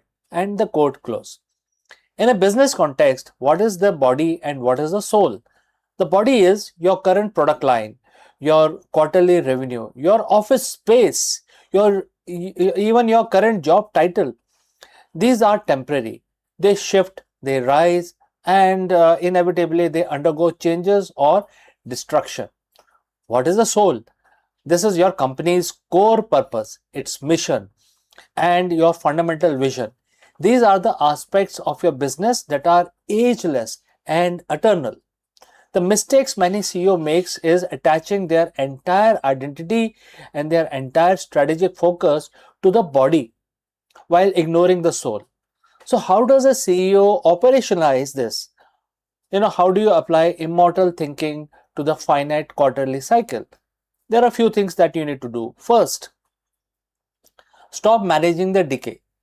When you focus purely on the body of your business, the metrics that fluctuate, you live in a state of fear. You fear losing market share. You fear the next innovation that might make your product obsolete. But if your strategy is rooted in your core purpose, you stop fearing death. You start disrupting, and you think that is not the end. But as shedding of the old to the make way for the new, that is what you do as a if you are not fearful, right? You're not holding on to things. Second, decoupling identity from the outcome. The most effective leader is like obsessed, observed, and those who can sit in the board meeting, face a disaster revenue report, and remain completely unshaken. Why? Because they know that a bad quarter is not the death sentence for their mission. They view their leadership as a process of service, not just just a game of numbers, etc. Third, think in eternity cycle. If this company were to disappear tomorrow, what value would remain? What is the soul of your brand? When you answer that, your daily decision changes. You stop chasing short-term growth at any cost and start building a legacy that truly outlasts your tenure. When you realize that your purpose is birthless and ageless, the stress of the current situation changes from heavy burden into strategic challenge. You are no longer fighting for survival, you are executing a vision. This isn't about being passive or ignoring the bottom line, it's about being unshakable. An immortal strategy means you're playing a game that no one can force you to quit. It transforms your leadership style from reactive management to proactive creation. So, as you head back into your week, today is Monday, right? I want you to ask yourself one question. Are you currently over invested in the body of your business, or are you nurturing its soul? The business might face challenges, the market might change, but if you lead with this eternal perspective, your vision remains indestructible. If this resonates with you, we can discuss it further if you have any specific question. What is the soul of your business? How do you protect it during the hard times? Please drop a comment below, and let's keep this conversation going. And I look forward to receiving your thoughts. Thanks for joining live. Thanks for watching. And remember, lead with purpose, think with eternity, and stay unshakable. See you in the next one. Long before telescope pierced the sky, Lagarde's verses and the Siddhantic model dare to chart the dance of eclipse and celestial cycle.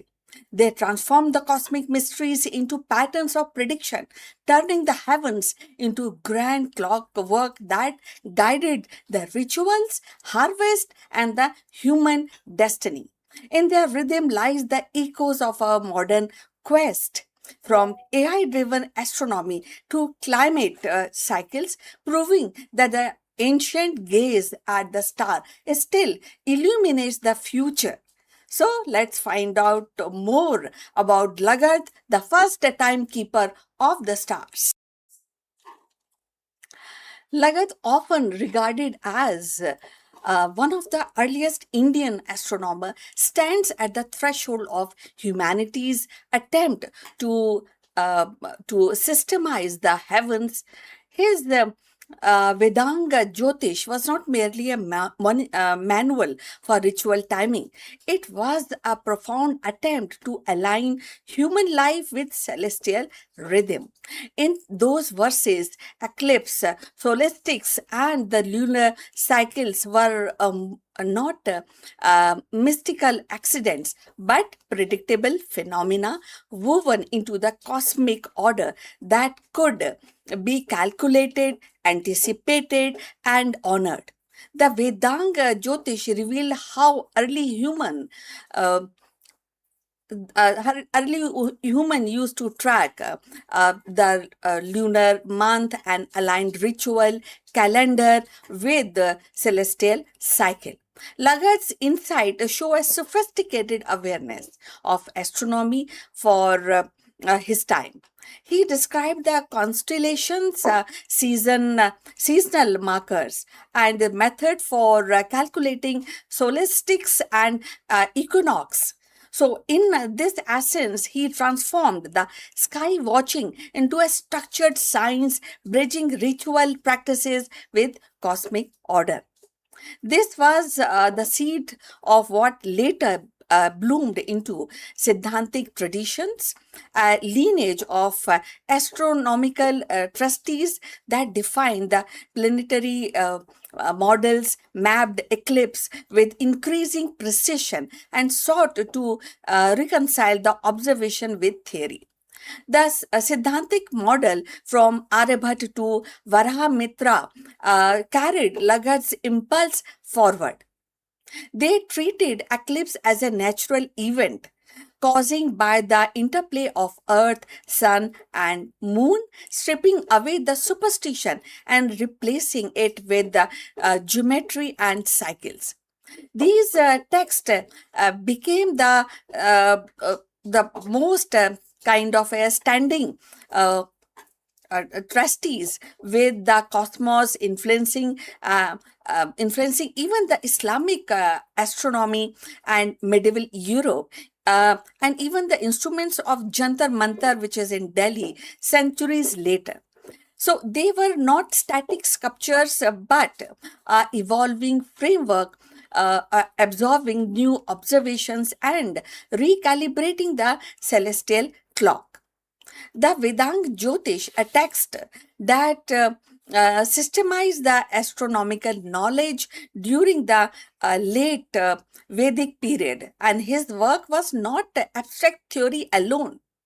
It was a deeply practical design to help priests determine the correct timing for ritual by observing the movements of sun, moon, and stars. When we talk about 26 and these theories, these all written text and the observation, they resonate even today, which is really very striking. As the James Webb Space Telescope peer into the exoplanetary system and AI model simulate the cosmic dynamics, Lagarde's vision of cyclic order feels uncannily modern. So, his insistence that the ritual, agriculture, and the society must be synchronized with celestial cycle even mirror today's quest for sustainability, where the climate model, satellite data, and ecological rhythm demand human alignment with the planetary system. The Siddhantic tradition's emphasis on predictive accuracy and which echoes in the contemporary algorithm and the forecast eclipse, solar storms, and orbital mechanics with a breakthrough precision. So, beyond science, these ancient trustees remind us of humanity and its versus its practices in an age where the technology attempts us to dominate.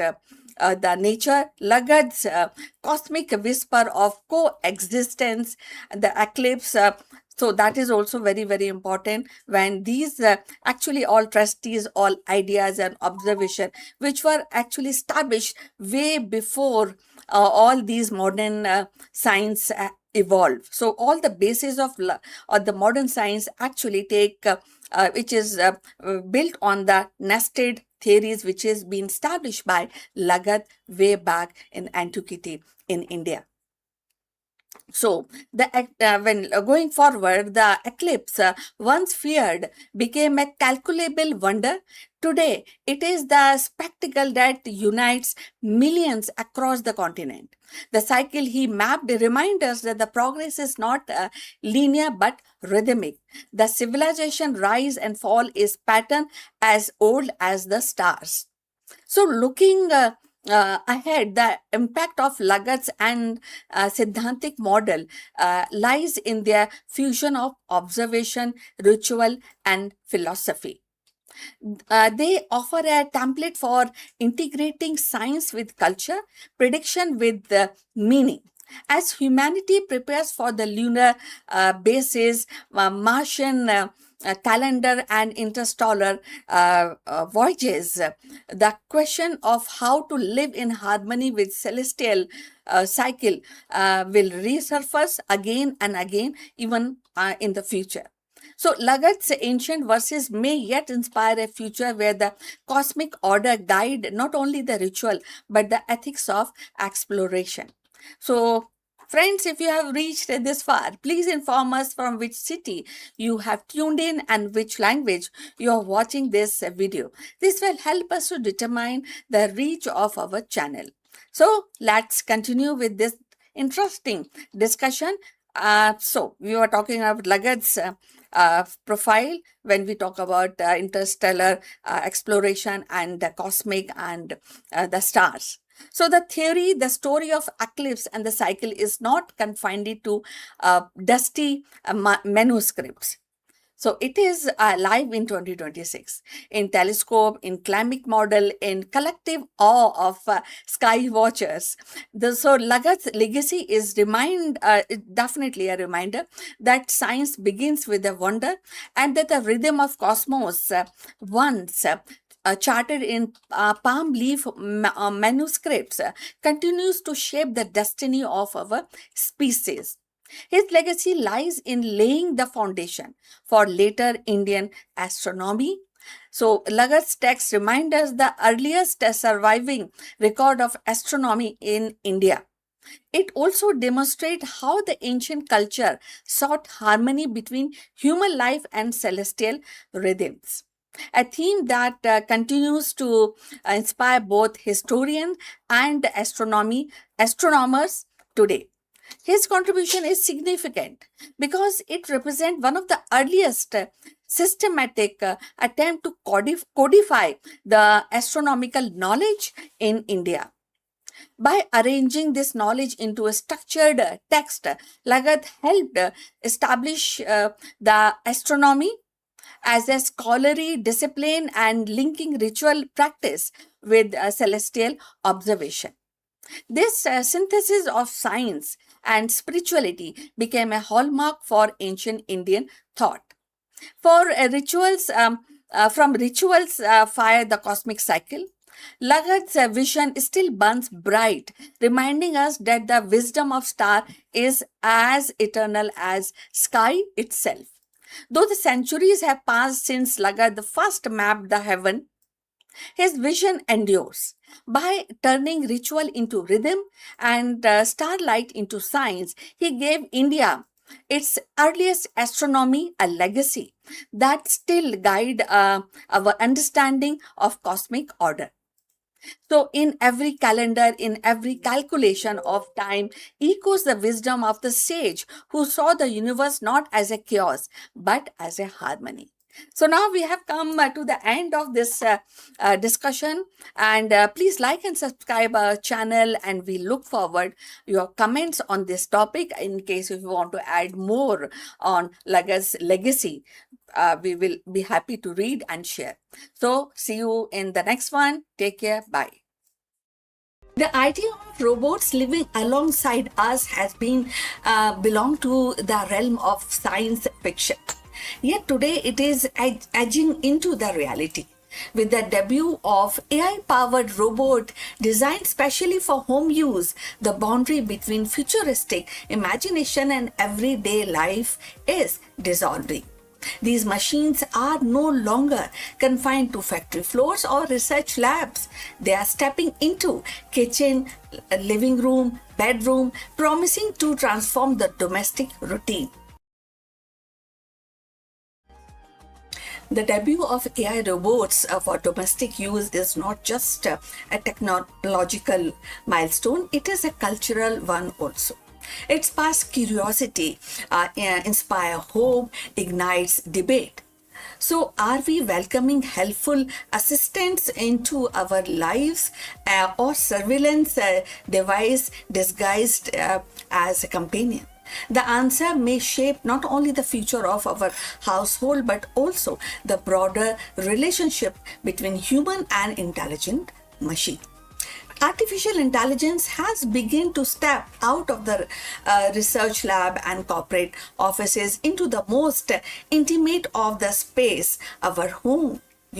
So debut of AI powered domestic robots marks a turning point in consumer technology, one that blends convenience with controversy. So these machines are designed to handle everyday tasks, tidying rooms, monitoring energy use, assisting with cooking, or even offering companionship.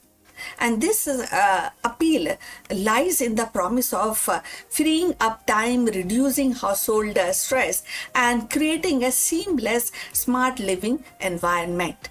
For many consumers, the idea of robot that can anticipate the need and act autonomously and feel natural is the next step after smart speakers and connected appliances.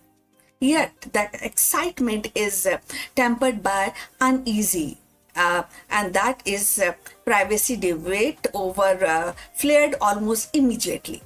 Unlike a vacuum robot that simply mop your floor plans, and these new AI robots can equipped with advanced sensory cameras, microphones, They don't just clean, they observe, interpret, and learn. That means that they are constantly collecting data from household routine, personal habits, even private conversations. So, for some, this feels like inviting a surveillance device into the living room. The questions become who owns that data and how securely it is stored. So, if you have reached this far, please inform us from which city you have tuned in and in which language you are watching this video. This will determine the reach of our channel. So, going forward, the consumer interest is undeniable. Early demonstrations have drawn crowds, and pre-order suggests a strong demand. Families imagine robots that can help elderly relatives, parents, and vision assistants with the childcare. And the professionals see value in delegating some routine work. So, but alongside with enthusiasm, the critics warn of the risk of dependency and erosion of boundaries. So, if a robot can recognize emotions, respond to the stress, and adapt to the personal preferences, does it cross into the territories of replacing human interaction? So, and if the companies monetize the insight gathered from these robots, does the home cease to be a private sanctuary? So, this tension between innovation and intrusion defines the current debate. On one hand, AI robot for home use could actually revolutionize the domestic life. It can provide easiness in the domestic life, making home safer, more efficient, and more responsive. On the other hand, they raise profound ethical questions about autonomy, consent, and surveillance. The debut of these robots is not just a technological milestone, it is a cultural one too. It actually forces society to grapple with what we value more: convenience or privacy, automation or intimacy. For now, the spotlight remains on consumer curiosity. The allure of futuristic living is strong, and many are eager to experiment. But as adoption spread, the conversation will inevitably shift from novelty to accountability. The home, once the most private space, is becoming the next frontier for AI, and how we navigate this frontier will shape not only our domestic life but also our broader relationship with technology. The arrival of AI robots in our home is more than a technical upgrade. It is definitely, as we are discussing, cultural shift. These machines promise efficiency, they also promise safety, and even the companionship, yet they are that is a challenge of our notion of privacy, intimacy within the household. So, as consumer embrace this, and society must also confront the deeper questions: how much of our personal lives are we willing to share with the machines, and who ultimately control that information?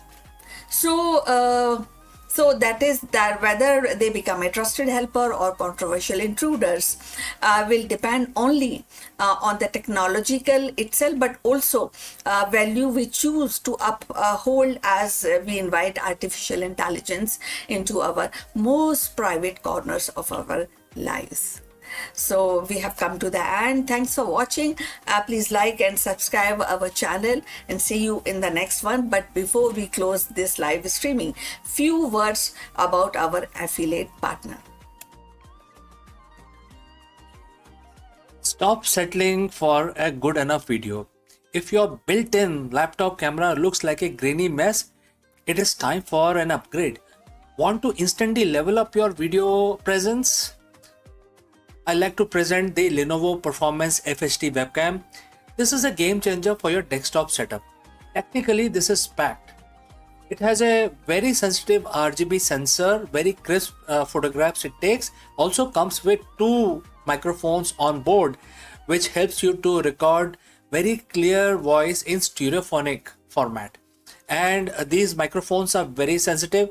You can actually move away from the camera up to 2 meters, and these microphones will pick up your voice without any problem. This is a very strong piece. This is very sturdy.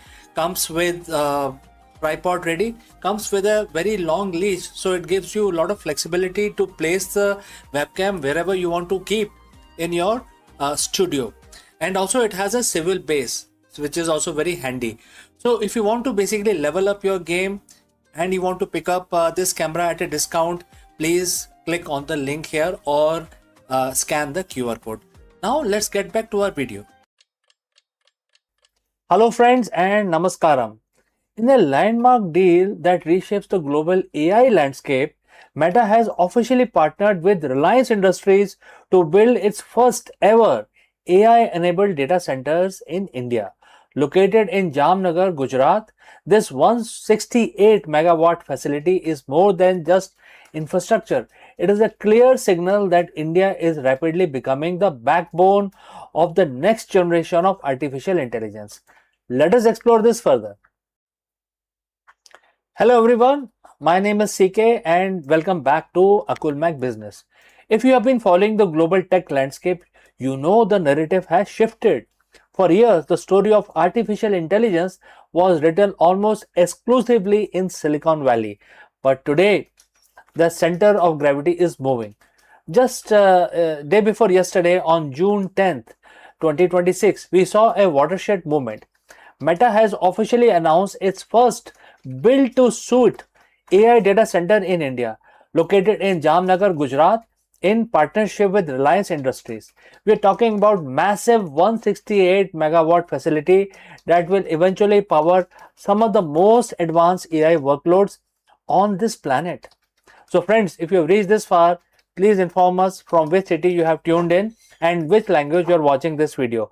This will help us determine the reach of our channel. Alright, but why India?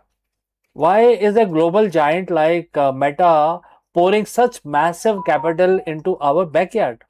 Today we are going to peel back the layers of this strategy. This isn't just about servers, it's about the intelligence era. Let's look at the logistics.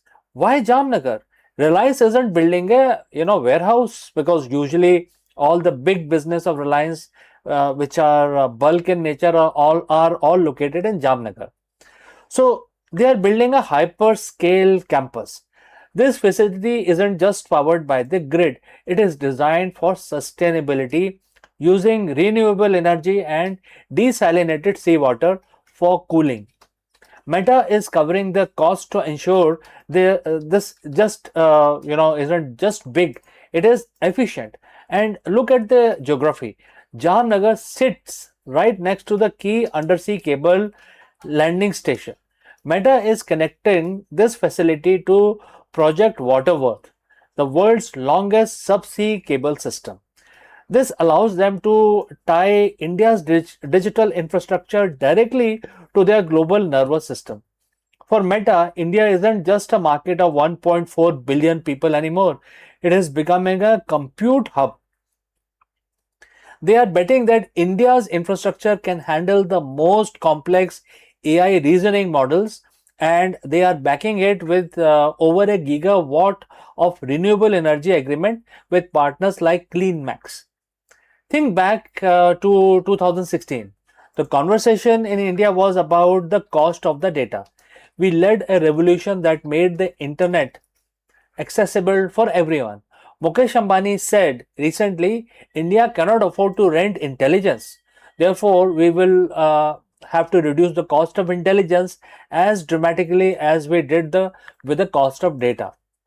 And that is the mission.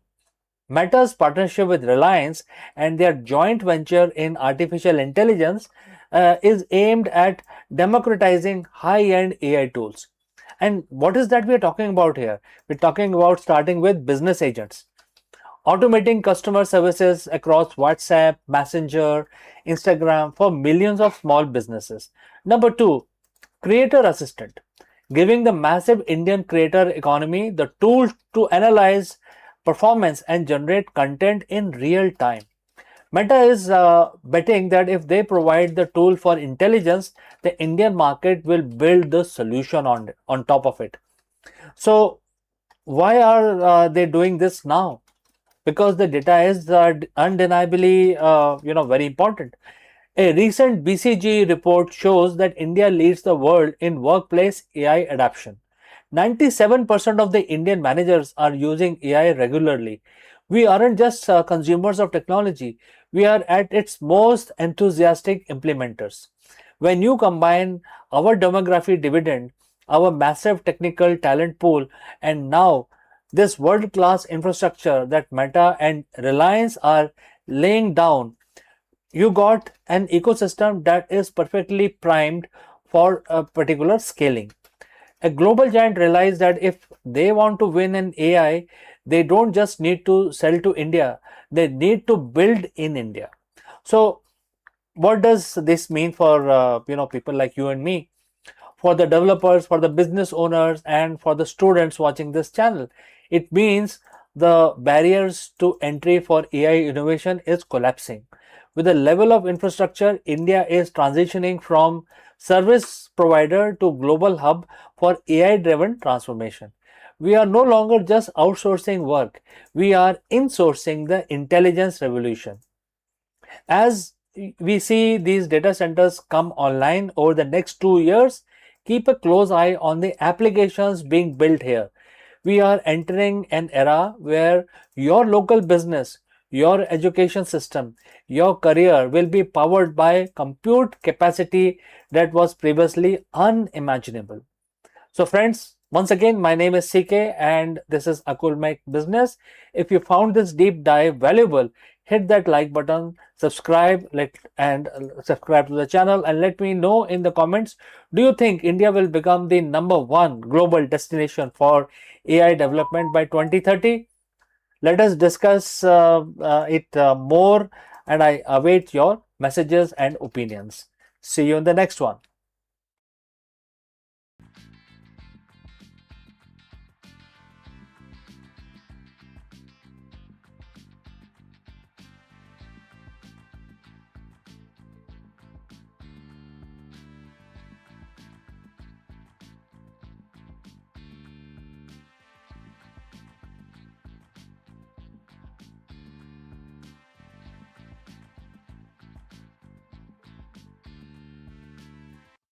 Hello friends, in this episode of Akulmach World, we dive into one of the most baffling discoveries in the modern astronomy.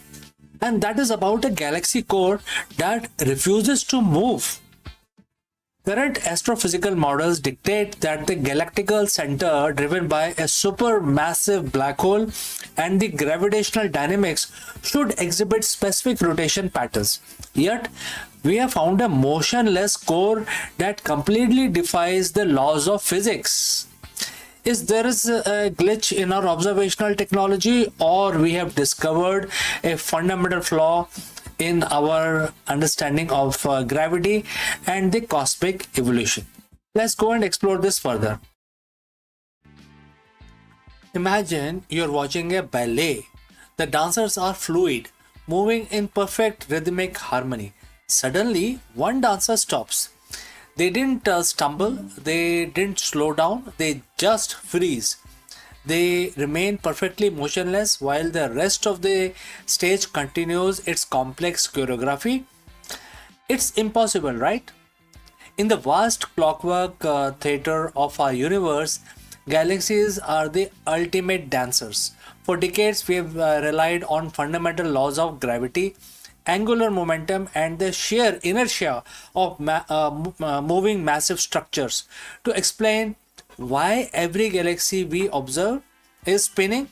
But what if I told you that we have discovered a galaxy that defies this very basic logic? A galaxy core so still, so eerily static that it shouldn't exist according to our current astrophysical models. Today on Akulmach World, we are stepping into the physics' newest nightmare. We are going to pull back the curtain on the motionless galaxy core, explore why it shatters our understanding of the cosmic evolution, and ask the ultimate question: is our map of universe fundamentally flawed? So friend, if you have reached this far, please inform us from which city you have tuned in and in which language you are watching this video. This will help us determine the reach of our channel. Now let's proceed further. Before we look at the anomaly, we have to understand the norms. Galaxies aren't just collection of stars. They are gravitational engines. Whether it is a spiral like our Milky Way or a massive elliptical, they almost always exhibit rotation. Think of it like a whirlpool in a bathtub. If water spirals towards the drain, it carries everything with it.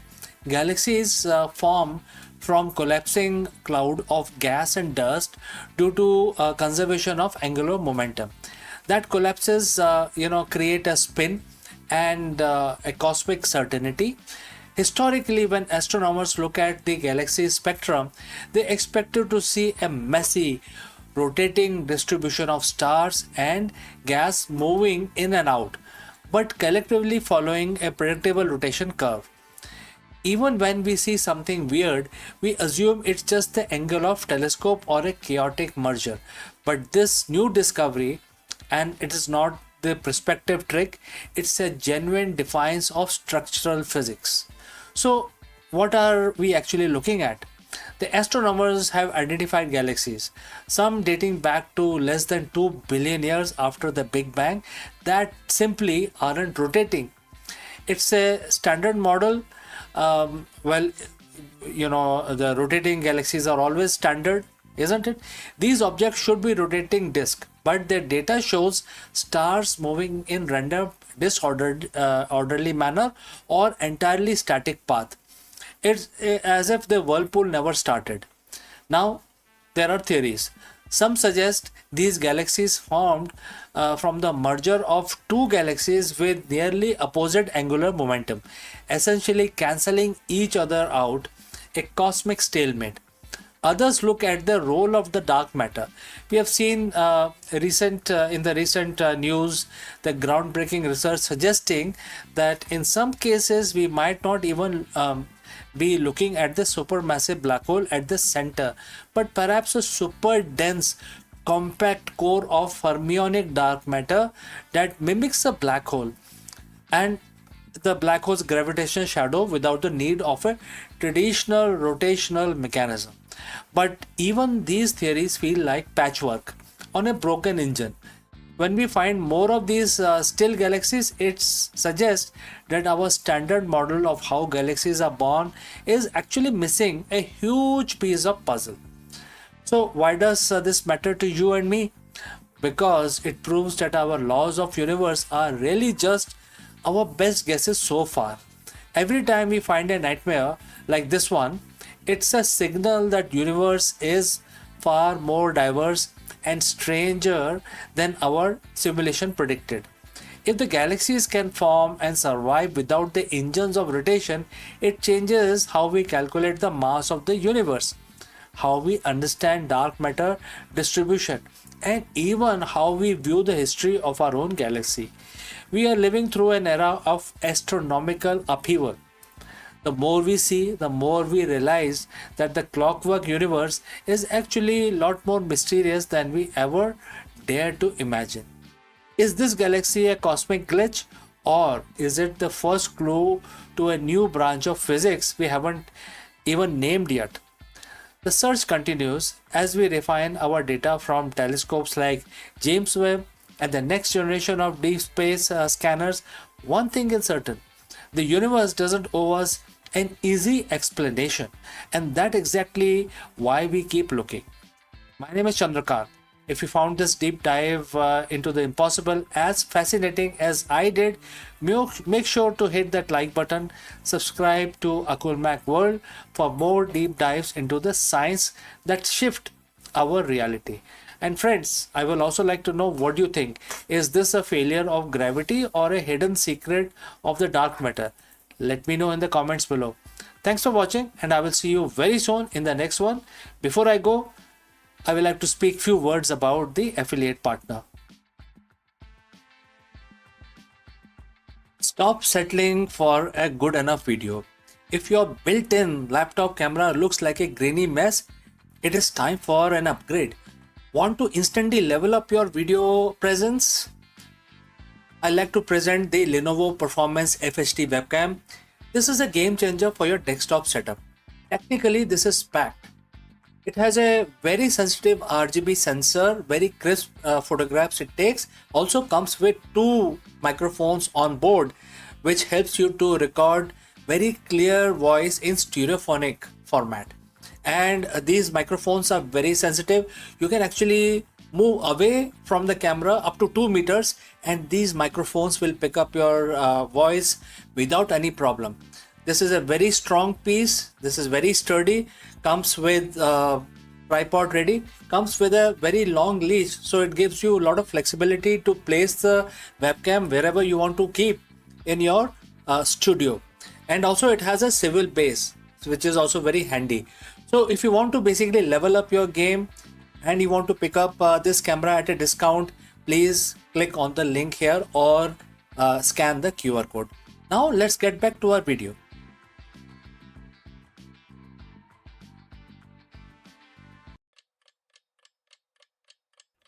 A new eye is about to open upon the universe. An eye so wide it will sweep the heavens like no telescope before. The Nancy Grace Roman Space Telescope is not just about any other machine. It is a cartographer of the cosmos poised to chart 1 lakh unseen world and the rogue wanderers that drift starless through the dark. With mirror that rivals Hubble and the field of view 100 times greater, Roman will transform the night sky into a living atlas. Each planet a pin of possibility, each rogue world a story untold. This is not merely a science, it is exploration on the scale that redefines imagination. Romans gaze still stitch together galaxies, measure the invisible hand of dark energies, and reveal that universe is not sparse but teeming, restless, alive. And its sweep, humanity will find not only few planets, but new questions, new frontiers, and perhaps new homes. So let's find out more. The Nancy Grace Roman Space Telescope is poised to become one of the NASA's most ambitious instruments, a cenital designed to widen humanity's cosmic horizon.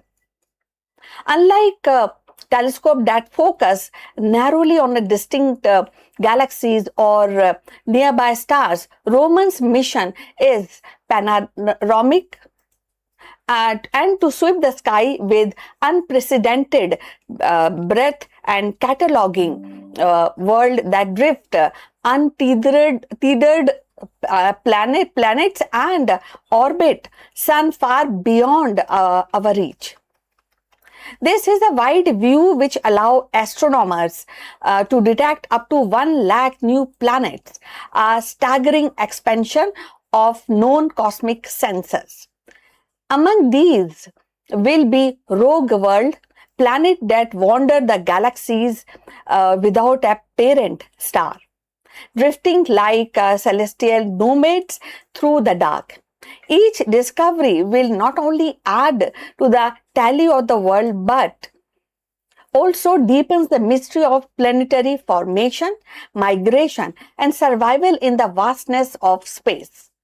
Roman's design is marriage of precision and scale. Equipped with a 2.4 meter mirror comparable to Hubble's but paired with the advanced detector, it can capture image covering areas of sky 100 times larger than Hubble's field of view. This means the entire star field, galactical cluster, and planetary nurseries will be revealed in a detail and offering astronomers a tapestry of cosmic evolution. Beyond planet, Roman will probe the dark energies that accelerate the universe expansion, map our understanding of cosmic history. Yet, its planetary catalogue may prove the most transformative, a reminder that the universe is not sparse but teeming with the world, each potential stage of chemistry, climate, and perhaps even life. So, if you have reached this far, please inform us from which city you have tuned in and in which language you are watching this video. That will help us to determine the reach of our channel. Now, let's continue with our discussion. In essence, the Nancy Grace Roman telescope is not just a machine, it is a promise that night sky hold far more than we have yet imagined, and that with each sweep of its gaze, humanity will step closer to answering the timeless question. What is that? Are we alone? Or are we one among countless travelers in universe of the world? So Roman is more than a machine, it is a storyteller of cosmos. Each discovery will be verse in the grand narratives of creation, migration, and survival, that again reminding us that the universe is not a silent void but a living expanse teeming with the with world. So its mission is both scientific and poetic. To measure the invisible force of dark energy, to map galaxies like constellations of history, and to show us that the night sky is richer than our imagination dares. As Roman prepare to open its gaze, it carries with it the hope that somewhere among these countless worlds lies the answer of our most enduring question. So, in a sweep of Roman's vision, the universe will no longer be a distant mystery, but a vast, untold atlas of world. Each one a reminder that the cosmos is alive, infinite, and waiting to be known. So, we have come to the end of this live streaming on this interesting topic. Thanks for watching, and please like and subscribe our channel, and I'll see you in the next one.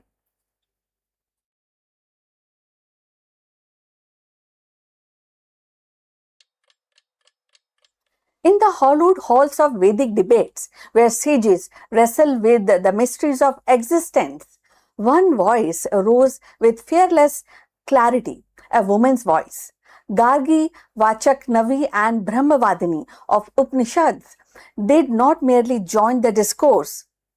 She challenged it, questioning the very fabric of reality and daring to ask what lies beyond space, beyond time, and beyond known. She established gender equality. For her, the presence in the Upanishadic assemblies demonstrated the wisdom was not confined to men, but accessible to all seekers. Her courage was not conquest of land, but conquest of thoughts. A victory that will still reverberates in 2026, reminding us that the pursuit of truth is not the greatest empire of all. So let's find out more about this. Gagi Vachak Navi, the fearless philosopher of the Vedic age, stands as one of the earliest recorded women intellectual in history. Her presence in the Brahmavadic Upanishad and is definitely monumental. She remembered as for engaging in profound debates with Yajna Valkya, one of the greatest sage of her time. Gagi's achievement was not merely her participation in philosophical discourse. It was her audacity to question very nature of existence, matter, and infinite at a time when the women's voice were really given a space in public intellectual life. Her most famous inquiry with Yajnavalkya on what is the world woven, wrap and woof. She actually pressed further until she reached the ultimate questions of what sustain the universe beyond space and time. This relentless pursuit of truth established her as a philosopher of metaphysics, one who dared to probe the mysteries of Brahman, the eternal principle underlying all reality. Gargi's contribution was not only intellectual but symbolic. She embodied the spirit of inquiry, courage, and equality. So, if you have reached this far, please inform us from which city you are tuned in and in which language you are watching this video. This will help us to determine the reach of our channel. So, moving forward, in 2026, Gargi's legacy reverberates in multiple ways. A woman across the world continues to break the barrier in science, technology, and leadership. Gargi's example reminds us that the intellectual courage knows no gender. She insists on questioning the infinite mirror, which actually mirrors today's exploration in quantum physics, cosmology, and artificial intelligence, where the humanity seeks to understand what lies beyond observable matters. Gargi's voice beyond a timeless call to challenge the boundaries, to ask questions that unsettle, and to embrace inquiries as the highest drama. Beyond her celebrated debate, Gargi's achievement includes philosophical authority, as she was recognized as Brahmavadini, a woman who had mastered the Veda and philosophy. Her role in education is also profound. Gargi is said to have taught and inspired others, proving that women are integral part to intellectual fabric of ancient India. She established gender equality. Her presence in Upanishadic assemblies demonstrated the wisdom was not confined to men but accessible to all seekers. And culturally and historically, Gargi became the symbol of fearless inquiry.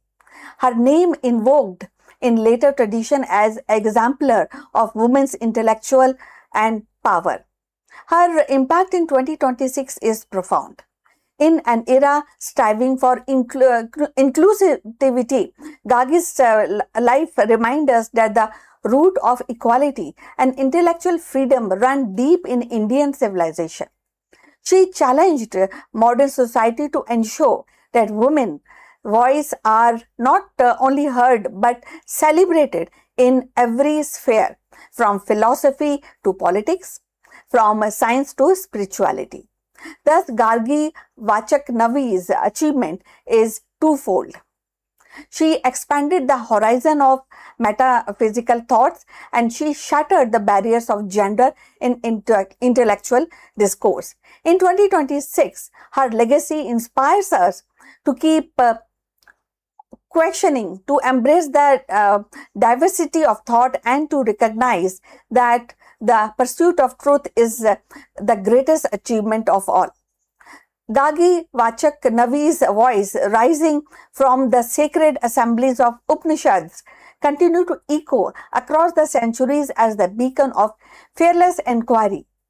Her achievement was not only in questioning Yajnavalkya, but infinite, and in proving that is definitely infinite in proving the wisdom, and wisdom has no boundaries, and her achievement also actually declaring that gender or tradition, there you can actually it's not confined to gender and tradition.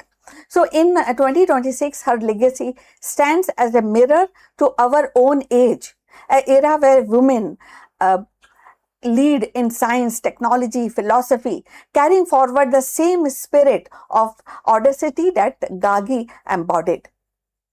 She reminds us that the true empire is not built on conquest of or power, but on the courage to ask, to challenge, and to seek the eternal truth. Garvey's triumph lies in her refusal to be silent, her insistence that the infinite must be questioned, her gift of showing humanity that the pursuit of knowledge is itself is the highest drama. So her voice endures and urges us to keep questioning, keep seeking, and keep breaking boundaries, because the unconquerable achievement is not in answers but in the eternal quest itself.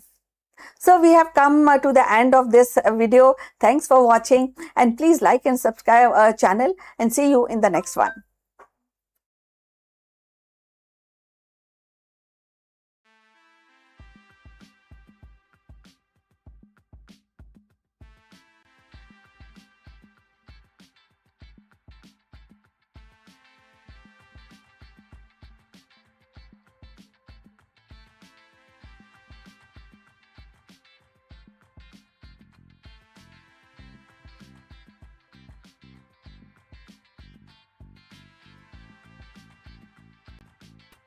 Hello, friends. In today's hyper-connected yet fragmented business world, a CEO's greatest asset isn't just data, it is the universal awareness. In this video, we explore the profound leadership lesson hidden within Bhagavad Gita and how its wisdom can transform a busy executive into an omnipresent executive.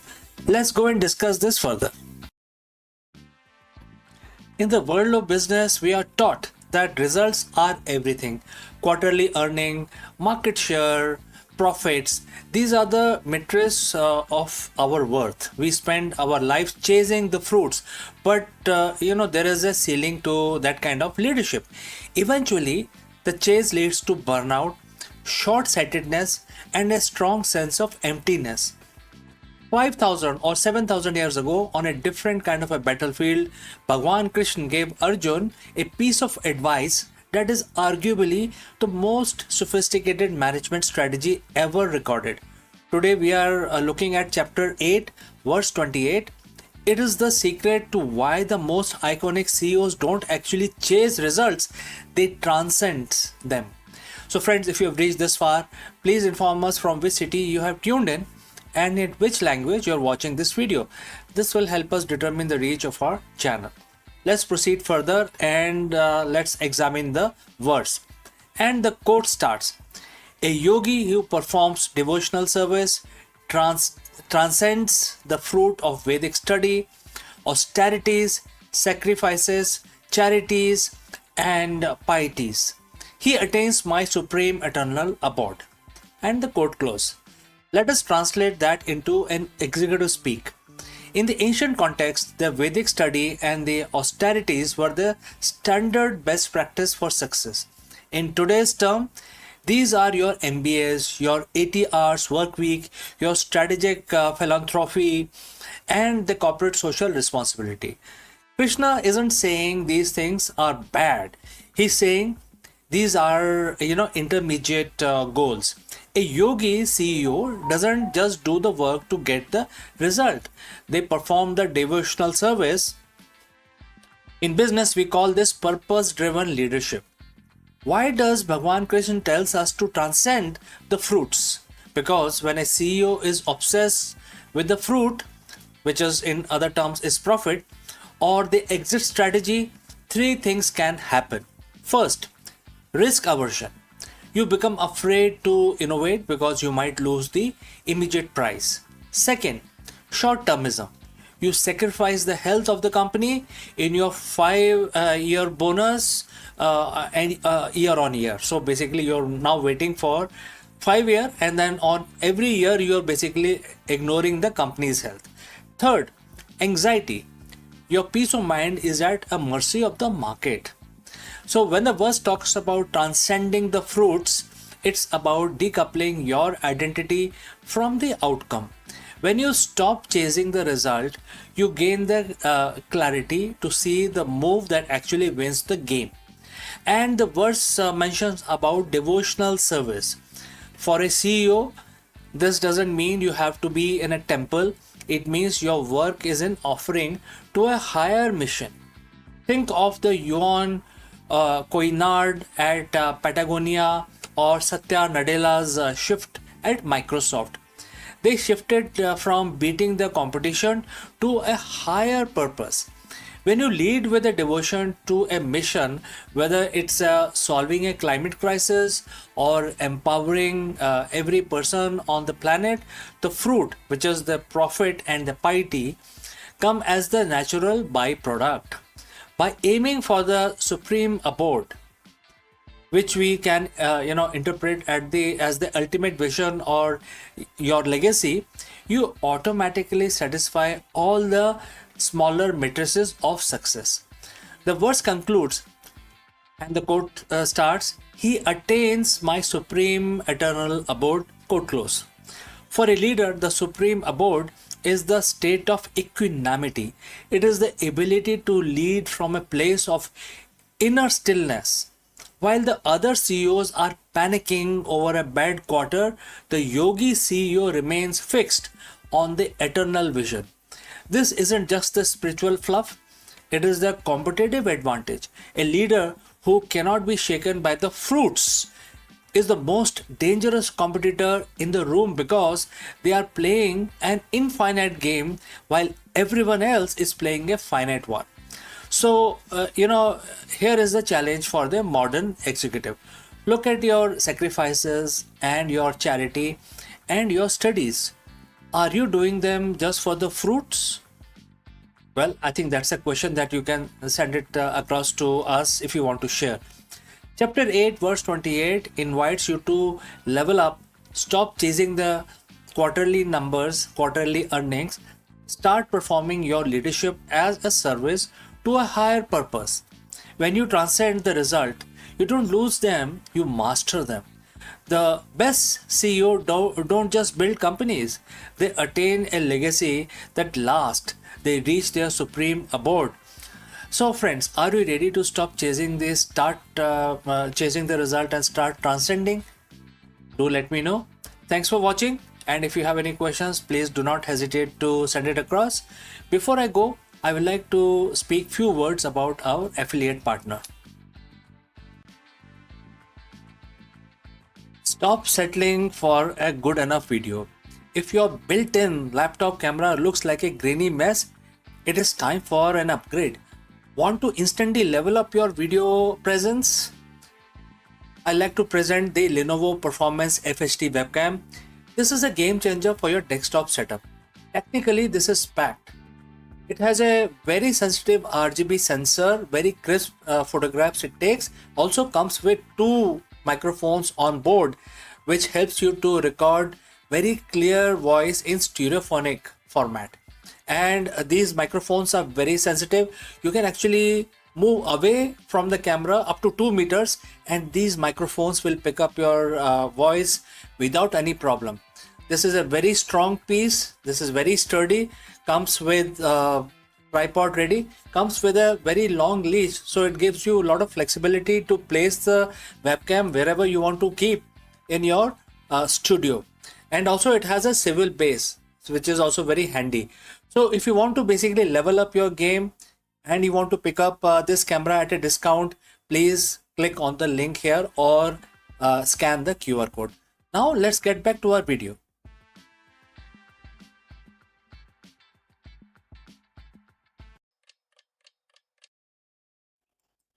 नमस्कार दोस्तों, आप सभी का स्वागत है। और आज तो मंगलवार का दिन है, आपको सबको ज्ञात है। और आज तारीख क्या है? 16 तारीख है, 16 जून। तो सबको पता है मंगलवार का जो दिन है वो हनुमान जी के लिए समर्पित है।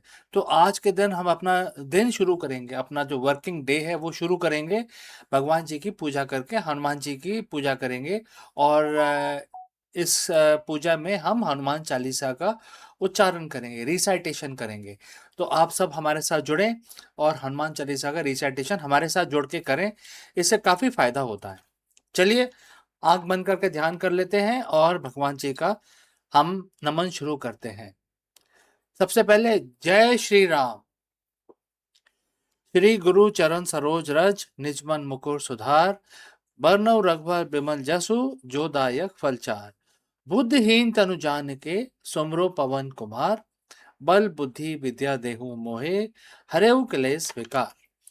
जय हनुमान ज्ञान गुण सागर, जय कपीस तेहु लोक उजागर। राम दूत अतुलित बल धामा, अंजनी पुत्र पवन सुत नामा। महावीर विक्रम बजरंगी, कुमति निवार सुमत के संगी। कंचन वरन विराज सुबेसा, कानन कुंडल कुंचित केसा। हाथ वज्र ओ ध्वजा विराजे, कांधे मूज जनेऊ साजे। शंकर सुवन केसरी नंदन, तेज प्रताप महाजगबंदन। विद्यावान गुणी अति चातुर, राम काज करवे को आतुर। प्रभु चरित्र सुनवे को रसिया, राम लखन सीता मन बसिया। सूक्ष्म रूप धरी सिंह दिखावा, विकट रूप धरी लंक जरावा। भीम रूप धरी असुर सहारे, रामचंद्र जी के काज संवारे। लाए सजीवन लखन जी आए, श्री रघुवीर हर्ष उर लाए। रघुपत कीनी बहुत बड़ाई, तुम मम प्रिय भरत संभाई। सहस बदन तुमरो यश गावे, अस कहि श्रीपति कंठ लगावे। सनकादि ब्रह्मादि मुनीसा, नारद सारद सहित अहिसा। जम कुबेर दिक्पाल जहां थे, कवि कोविद कही सके कहां थे। तुम उपकार सुग्रीव वही कीना, राम मिलाए राजपद दीना। तुमरो मंत्र विभीषण माना, लंकेश्वर भय सब जग जाना। जुग सहस्त्र जोजन पर भानु, लियो ताहि मधुर फल जानु। प्रभु मुद्रिका मेल मुख माही, जल दिलांग गए अचरज नाही। दुर्गम काज जगत के जेते, सुगम अनुग्रह तुम्हरे तेते। राम दुआरे तुम रखवाले, होत न आज्ञा बिन पैसारे। सब सुख लहें तुम्हारी सरना, तुम रक्षक काहू को डरना। आपन तेज समारो आपे, तीनों लोग हाँकते कापे। भूत पिशाच निकट नहीं आवे, महावीर जब नाम सुनावे। नासे रोग हरे सब पीरा, जपत निरंतर हनुमत बीरा। संकट ते हनुमान छुड़ावे, मन क्रम वचन ध्यान जो लावे। सब पर राम तपस्वी राजा, तिनके काज सकल तुम साजा। और मनोरथ जो कोई लाए, सोई अमित जीवन फल पाए। चारों युग प्रताप तुम्हारा, है प्रसिद्धि जगत उजियारा। साधु संत के तुम रखवाले, असुर निकंदन राम दुआरे। असिद्धि नौ निधि के दाता, असवर दीन जानकी माता। राम रसायन तुमरे पासा, सदा रहो रघुपति के दासा। तुमरे भजन राम को पावे, जन्म जन्म के दुख बिसरावे। अंत काल रघुबरपुर जाई, जहाँ जन्म हरि भक्त कहाई। और देवता चित न धरे, हनुमत से ही सब सुख करे। संकट कटे मिटे सब पीरा, जो सुमरे हनुमत बलबीरा। जय जय जय हनुमान गुसाई, कृपा करो गुरुदेव की नाई। जो सतपार पाठ कर कोई, छूटे ही बंदी महासुख होई। जो ये पढ़े हनुमान चालीसा, होय सिद्धि साखी गौरीसा। तुलसीदास सदा हरिचेरा, कीजे नाथ हृदय में डेरा। पवन तनय संकट हरन, मंगल मूरत रूप। राम लखन सीता सहित, हृदय बसो सुरभूप। जय श्री राम जय श्री राम जय श्री राम। तो दोस्तों, आज हमारी पूजा संपन्न हुई और हम अपना अब दिन शुरू करेंगे। इस वीडियो में आपसे विदा लेता हूं। आपका दिन शुभ रहे। नमस्कार।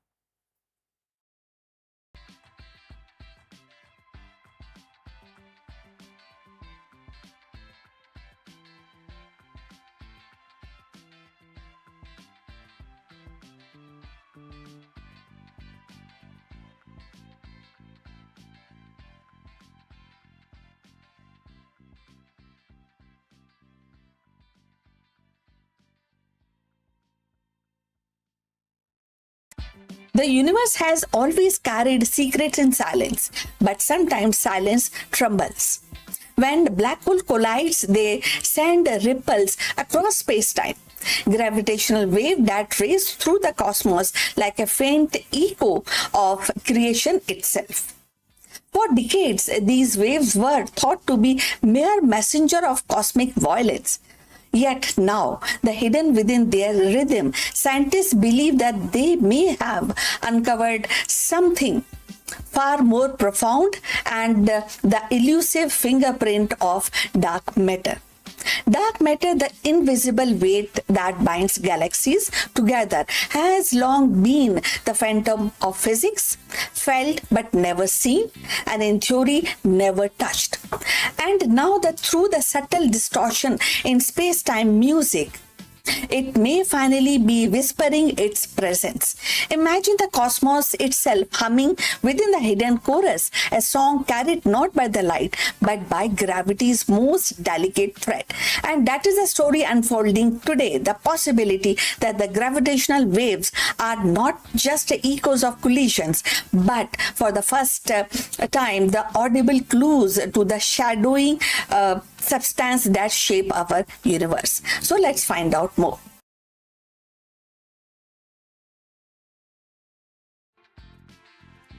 In the vast silence of cosmos, there are whispers too faint for human ear, yet powerful enough to reshape our understanding of reality. Among these whispers are gravitational waves, ripple in space-time born from the violent collisions of black holes and neutron stars. For years, the scientists have listened to these waves as a messenger of cataclysm of event, but now they may be carrying a deeper secret and evidence of dark matter itself. So, going forward, the dark matter has long been the phantom of physics. It does not shine, it does not absorb, it does not scatter light. It is invisible, detectable only through its gravitational pull on galaxies and clusters. We know its existence because the cosmos behave as if the weight down by an unseen mass. Yet, despite decades of searching, no particle detectors has captured it. No telescope has revealed its glow, and it has remained in a shadow, elusive and untouchable. So, if you have reached this far, please inform us from which city you have tuned in and in which language you are watching this video. This will help us to determine the reach of our channel.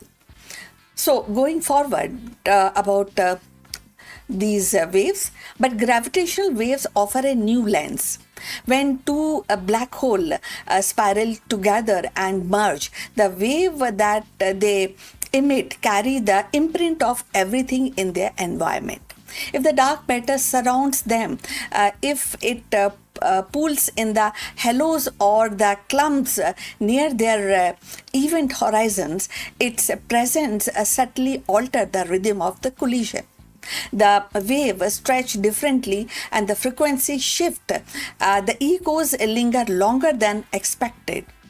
These deviations are faint, buried in noise, but with the sensitive detectors like Virgo and Kagra, the scientists are beginning to tease them, listen them, and bring the information out. Recent analysis suggests that some recorded signals cannot be explained by ordinary physics alone. The pattern hint at an invisible partner tugging at the dance of a black hole and dark matter interacting not through the light but through the gravity's most delicate thread. Imagine two massive black holes colliding and their spiral slowed ever so lightly by the halo of unseen particles. And the resulting wave carries that story across the billions of light years and arriving at Earth as a faint tremor in space-time. If confirmed, this will be definitely revolutionary. It would mean that the dark matter is not merely a passive backdrop, but an active participant in the cosmic drama. It would provide the first direct evidence of its distribution around compact objects, offering clues to its nature, whether it is made of exotic particles, primordial black holes, or something stranger still. And that we have to really find out. We have to look towards the physicists for their new findings. The implication ripple outward. Dark matter may influence how galaxies form, how stars die, and how the universe itself evolve. So, by mapping its fingerprints in gravitational waves, scientists could chart its hidden architecture, tracing the invisible presence upon which the cosmos is built. It is as if we are learning to read a secret language written into space time itself. For the layperson, the idea is both haunting and very exciting. We live in a universe where most of the matter is unseen, yet it shapes everything we know. Now, through the faintest vibrations of space time, we may finally be hearing its voice. So, dark matter, once silent, is actually beginning to speak through the music of colliding black holes. So, as detectors grow more sensitive and the data accumulates, the whisper will become clearer. Each new gravitational wave may carry another clue, another brush stroke in the portrait of invisible. And in that portrait lies the possibility of solving one of the greatest mysteries of modern science. And that is, what is a dark matter that binds the universe together? The journey is far from over, but the path has been illuminated. Gravitational waves are no longer just echoes of cosmic violence, they are the guides into unseen thread leading to us towards the shady heart of existence. The search for the dark matter has always been felt like chasing a shadow across the star. Yet now, through the faint tremors of space-time, the shadow begins to take form. The gravitational waves are no longer just echoes of cosmic collision. They are becoming the voice of invisible, the rhythm of unseen, and each ripple carries us closer to unveiling the hidden universe, and where the dark matter silently shapes galaxies, stars, and destiny of creation itself. Perhaps the greatest revelation is not that we are finally hearing the dark matter, but that the universe has been singing all along. We simply need to learn how to listen. So now we have come to the end of this video. Thanks for watching. Please like and subscribe our channel, and see you in the next one. But before we end, few words from our affiliate partner. Stop settling for a good enough video. If your built-in laptop camera looks like a grainy mess, it is time for an upgrade. Want to instantly level up your video presence? I like to present the Lenovo Performance FHD webcam. This is a game changer for your desktop setup. Technically, this is packed. It has a very sensitive RGB sensor, very crisp photographs it takes. Also comes with 2 microphones on board, which helps you to record very clear voice in stereophonic format. And these microphones are very sensitive. You can actually move away from the camera up to 2 meters, and these microphones will pick up your voice without any problem. This is a very strong piece. This is very sturdy. Comes with tripod ready. Comes with a very long leash, so it gives you a lot of flexibility to place the webcam wherever you want to keep in your studio. And also it has a swivel base, which is also very handy. So if you want to basically level up your game and you want to pick up this camera at a discount, please click on the link here or scan the QR code. Now let's get back to our video.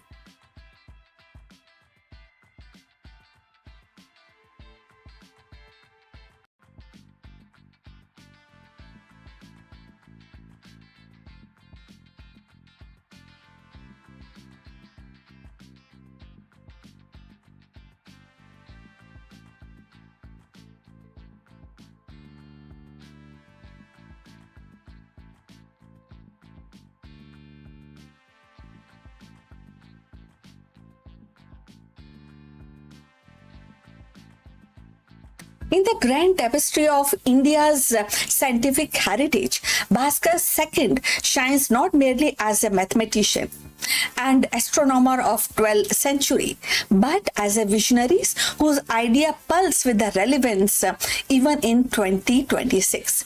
Known as Bhaskaracharya, he was no commentator like Bhaskar I, but a creator, an architect of original thought who dared to see the infinity in numbers and in harmony in heavens. His Siddhanta Shiromani was more than a trustee. It was a symphony of arithmetic, algebra, astronomy, geometry, weaving poetry with precision. Centuries before Newton, Bhaskar glimpsed the essence of calculus, describing the rate of change and infinitesimals with startling clarity. So let's find out more about him. Bhaskar II, often honored with the title Bhaskaracharya, teacher Bhaskar, stands as one of the towering figure of India's mathematical and astronomical tradition. Living in 12th century CE, he carried forward the legacy of Aryabhat and Brahmagupta, but with a brilliance that gave his work a distinct identity. Unlike Bhaskar I, who was primarily a commentator on Aryabhat's treatise, Bhaskar II was a creator of original systems, a synthesizer of knowledge, and a visionary whose insight continues to ripple through the corridors of science even in 2026. His magnum opus, the Siddhanta Shiromani, is divided into 4 parts. First is Leelavati. If we translate it in English, it is arithmetic. Then Bij Ganit, that is algebra, and Grah Ganit, that is astronomy, and the Gola Adhyay, that is sphere. So each section reveals a mind deeply attuned to both the abstract and the elegance of mathematics and the practical demands of astronomy. In Leelavati, that is arithmetic, Bhaskar II introduced a problem that blended poetic imagination with rigorous calculation, making mathematics not only a discipline of logic but also a craft of beauty. And his algebraic treatise, Bij Ganit, advanced method of solving equation, including work of quadratic and the interdeterminate equation, laying the foundation of that kind of calculation and that kind of maths that resonate with the modern algorithm and thinking, mathematical thinking. So if you have reached this far, please inform us from which city you have tuned in and which language you are watching this video. This will help us to determine the reach of our channel. So moving forward on Bhaskar II, perhaps the most striking was his grasp of calculus centuries before Newton. And Bhaskar II described the concept akin to derivatives, and not that the rate of change of a planet's position could be understood through the infinitesimal increments. And his recognition of the principle that a quantity can approach zero yet refrain the meaning was a profound leap, anticipating the calculus that now underpins the physics, engineering, and the artificial intelligence. In 2026, as the humanity builds quantum computers and design AI systems that rely on continuous optimization, the Bhaskar's early vision of limits and the change feel astonishingly precise and prevalent, and definitely it is a theory, it is a concept which is strikingly very modern. So in his astronomical contribution were equally transformative because now Bhaskar II refined the planetary models, calculated the eclipse with the remarkable accuracy, and emphasized the cycle nature of celestial phenomena. He understood the gravity as the force pulling objects towards the earth, a concept, a seed that would later blossom in Newton's formulations. For future generation, his insistence on precision and his blend of observation with the theory remain model of scientific integrity. In an age where the space exploration and the satellite navigation defined the global progress, Bhaskar's method reminds us that the root of orbital mechanism stretch deep into India's intellectual soil. The importance of Bhaskar's second work for 2026 and beyond lies not only in its historical brilliance but in its enduring relevance. His approach, integrating imagination, rigors, and applicability, offers a template for modern science education. As we confront the challenges from climate modeling to AI ethics, his example teaches that mathematics is not merely a tool but a language of truth, capable of bridging the infinite and the practical. For young learners, his poetic problem in Leelavati showed that the creativity and the calculation are not opposite but a partner. For researchers, his proto-calculus demonstrate that innovation often begins with the daring to see the pattern where the other see the chaos. So Bhaskar II's legacy is thus a beacon of future generation. He reminds us that science is a continuum where the ancient insight can illuminate the modern frontiers. So in 2026, as humanity stands at the threshold of interplanetary travel and the artificial intelligence, Bhaskar's voice echoes across the centuries. And that knowledge, when pursued with imagination and discipline, can transcend into time, culture, and geography. And his contribution are not a relic of the past, but a living principle urging us to carry forward the torch of discovery with humility and definitely a wonder. Now, Bhaskar's second brilliance was not confined to 12th century. It is a vision cast forward into the ages, and his Siddhant Shurumani reminds and remain a living testament that science is continuum where the ancient insight can illuminate modern frontiers. In 2026, as humanity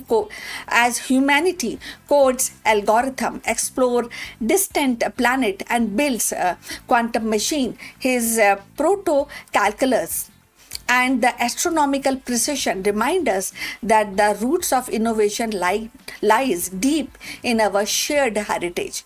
For future generation, Bhaskaracharya's legacy is more than a history. It is a guiding light, urging us to blend creativity with rigor, imagination with discipline, and to carry forward the eternal dialogue between numbers and the cosmos. His work endures a promise that the knowledge, when pursued with wonder, can transcend into centuries and shape the destiny of tomorrow. So, we have come to the end of this video. We look forward for your comment on this subject. Please like and subscribe our channel and look forward in the next one. But before we end, a few words from our affiliate partner. Stop settling for a good enough video. If your built-in laptop camera looks like a grainy mess, it is time for an upgrade. Want to instantly level up your video presence? I like to present the Lenovo Performance FHD webcam. This is a game changer for your desktop setup. Technically, this is packed. It has a very sensitive RGB sensor, very crisp photographs it takes. Also comes with 2 microphones on board, which helps you to record very clear voice in stereophonic format. and these microphones are very sensitive. You can actually move away from the camera up to 2 meters, and these microphones will pick up your voice without any problem. This is a very strong piece. This is very sturdy. Comes with tripod ready. Comes with a very long leash, so it gives you a lot of flexibility to place the webcam wherever you want to keep in your studio. And also it has a swivel base, which is also very handy. So if you want to basically level up your game and you want to pick up this camera at a discount, please click on the link here or scan the QR code. Now let's get back to our video.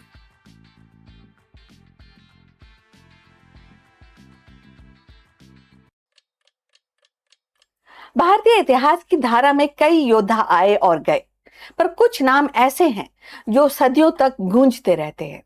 Farid Khan, एक साधारण अफगान सरदार का बेटा, जिसने अपनी योग्यता और साहस से दिल्ली की गद्दी हासिल की और शेर शाह सूरी कहलाया।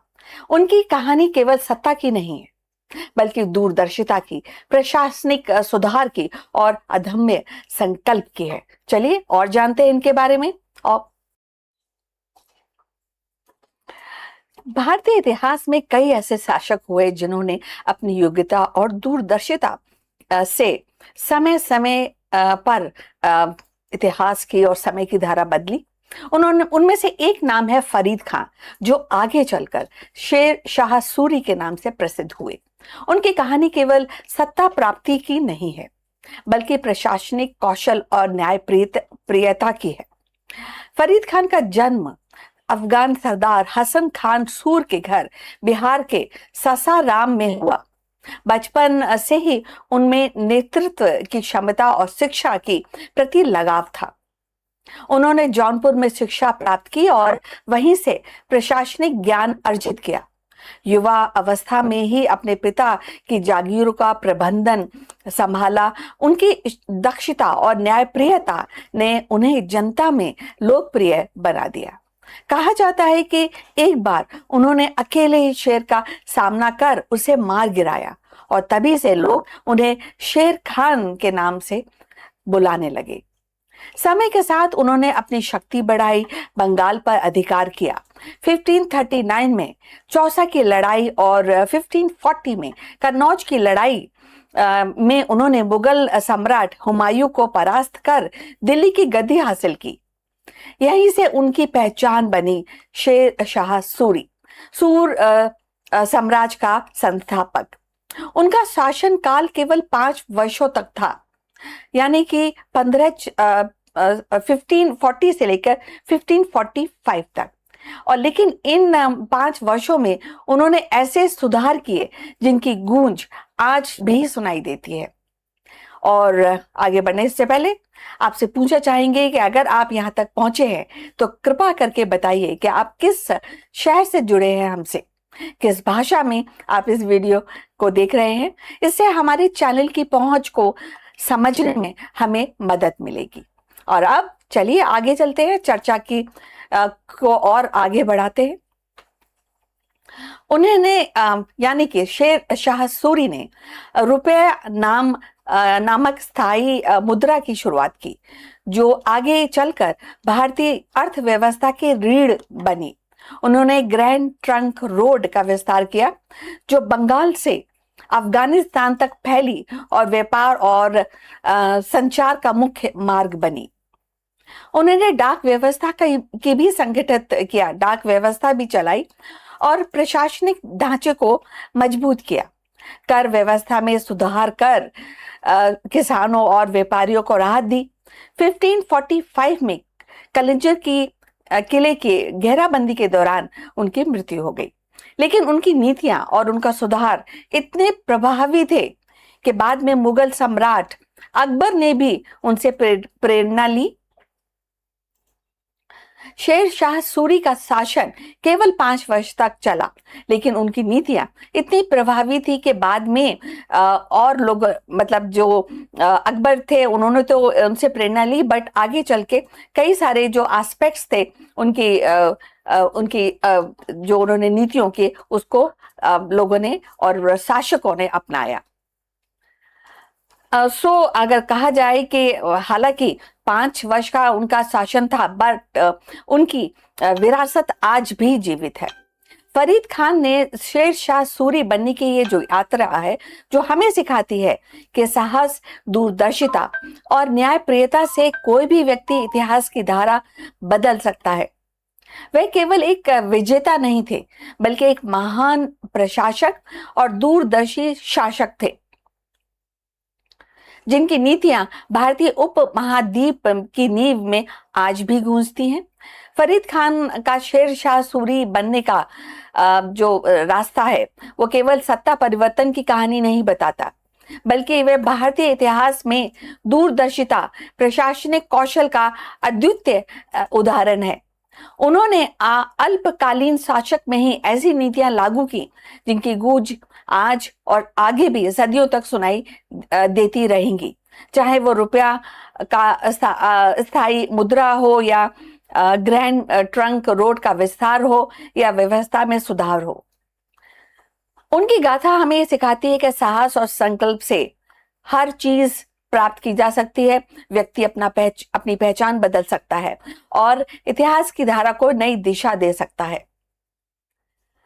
तो आगे बढ़ने से पहले आपको बता दूं कि शेरशाह सूरी ने डेफिनेटली ये साबित किया कि एक शासक की महानता केवल युद्ध जीतने में नहीं है, बल्कि जनता के जीवन को सरल और सुनिश्चित बनाने में है, जनता के हृदय में अपना स्थान बनाने में है। और शेरशाह सूरी की जो यात्रा है, भारतीय उपमहाद्वीप की एक विरासत का हिस्सा है, जो आज भी हमें प्रेरणा देता है कि नेतृत्व का असली अर्थ न्याय, दूरदर्शिता और जन कल्याण में ही निहित है। अब हम अपनी चर्चा के अंतिम पड़ाव पर पहुंच चुके हैं। कृपा करके हमारे चैनल को लाइक और सब्सक्राइब कीजिए, और अब इस विषय पर अगर आप कुछ अपने कमेंट्स साझा करना चाहते हैं तो यू आर मोस्ट वेलकम, और फिर आपसे दोबारा मुलाकात होगी बहुत जल्द। तब तक के लिए विदा, नमस्कार।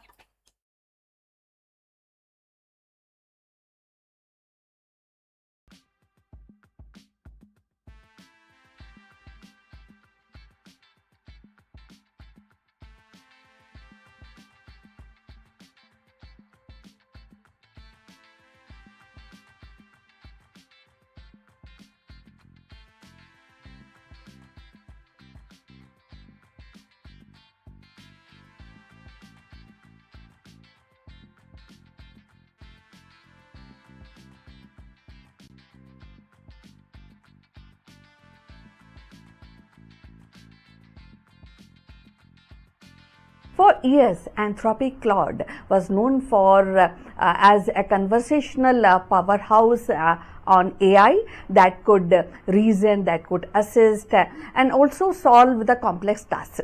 But today, in 2026, the company has decided to redraw the boundaries of creativity. With the debut of Claude Design, Anthropic actually has stepped boldly into the visual arena, and where it offers the tool that transform and to the plain language into a polished and presentation, prototype and marketing visual. This is not just another AI feature, but it is reimagination of how the idea takes shape. No templates, no plain canvases, just words flowing into images. For entrepreneurs, for educators and the creators, Claude Design promises speed and accessibility. And for a design industry, it raises the questions about the originality and artistry, and the role of human imagination in the era of machine learning, machine marketing, visual. So let's find out more about this. In the spring of 2026, the Anthropic, the company best known for its conversational AI assist Claude, and unveiled the bold new frontiers. The Claude design, and which is actually making a lot of waves in the industry.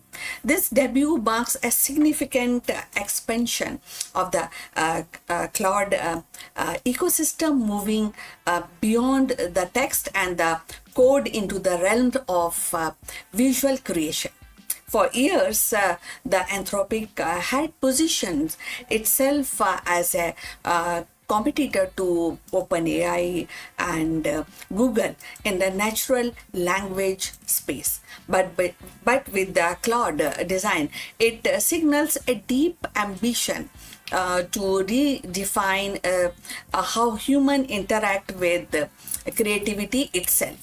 The Claude design is powered by Anthropic's most advanced model, Claude Opus 4.7, a multi-model system capable of interacting not just words but visual concepts, and that this also allows the tool that the user to describe an idea into a natural language. A sleek pitch deck for a fintech startup or a prototype layout for a mobile app, and watch that the AI generates a polished professional grade visuals.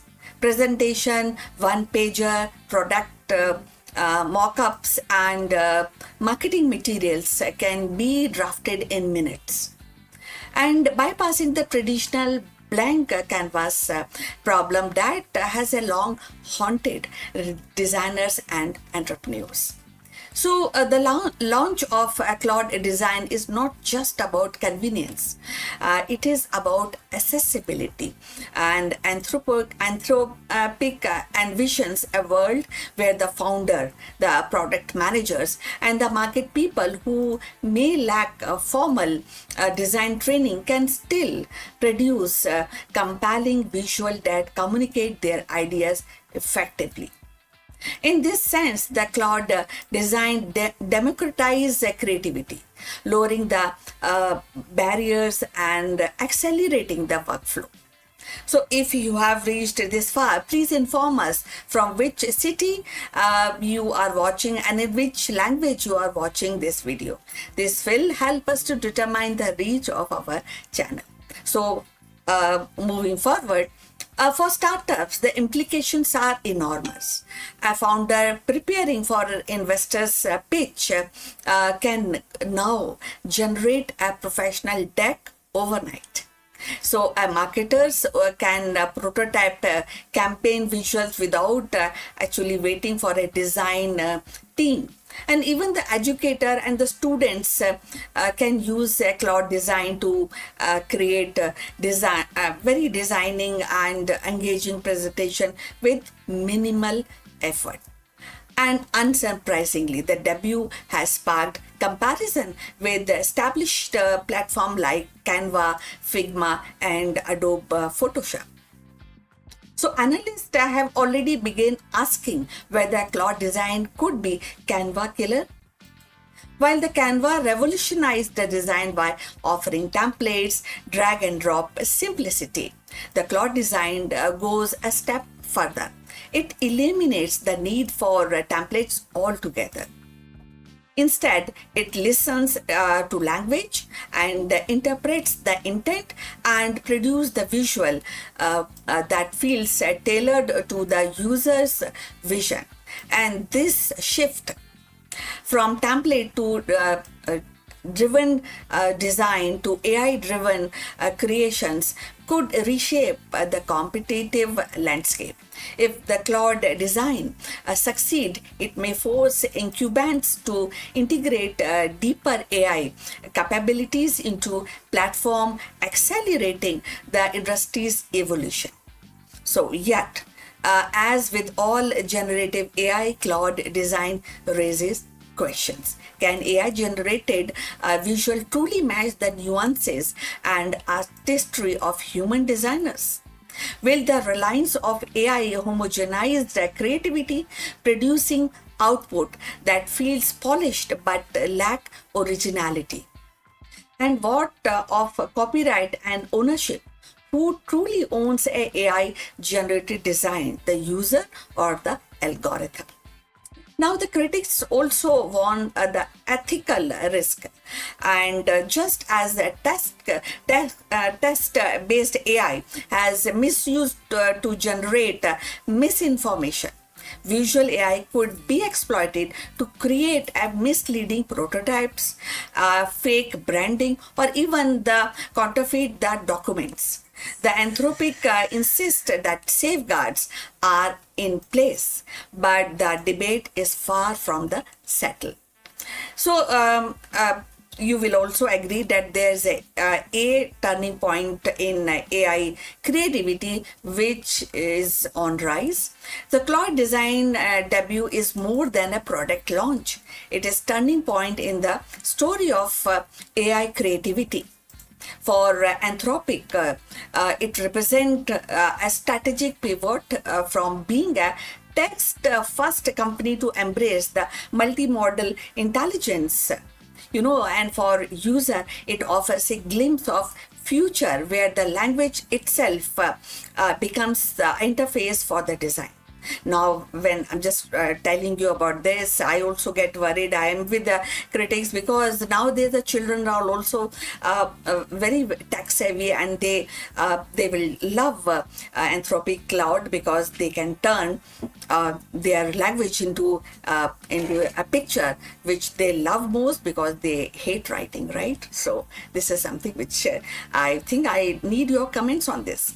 Now, going forward, for a society, it raises the profound question that is there about the role of human artistry in the age where the machine can generate beauty at scale. So, Anthropic cloud design is both exhilarating and unsettling. It promises speed, accessibility, and democratization, but also challenges long-held notion of originality and authorship. As a business educator and creator, experiment with this new tool. The world will have to decide whether AI-led design is a complement to human creativity or a competitor. So in the end, cloud design it is not just about making visual easier. It is about redefining the very act of creation, turning the words into the images, the ideas into the artifacts. Whether it becomes a cornerstone of a creative economy or a cautionary tale will depend on how wisely we balance innovation with integrity. So we have come to the end. Thanks for watching, and please like and subscribe our channel. So see you in the next one. But before we end, few words about our affiliate partner. Stop settling for a good enough video. If your built-in laptop camera looks like a grainy mess, it is time for an upgrade. Want to instantly level up your video presence? I like to present the Lenovo Performance FHD webcam. This is a game changer for your desktop setup. Technically, this is packed. It has a very sensitive RGB sensor, very crisp photographs it takes. Also comes with 2 microphones on board, which helps you to record very clear voice in stereophonic format. And these microphones are very sensitive. You can actually move away from the camera up to 2 meters, and these microphones will pick up your voice without any problem. This is a very strong piece. This is very sturdy. Comes with tripod ready. Comes with a very long leash, so it gives you a lot of flexibility to place the webcam wherever you want to keep in your studio. And also it has a swivel base, which is also very handy. So if you want to basically level up your game and you want to pick up this camera at a discount, please click on the link here or scan the QR code. Now let's get back to our video.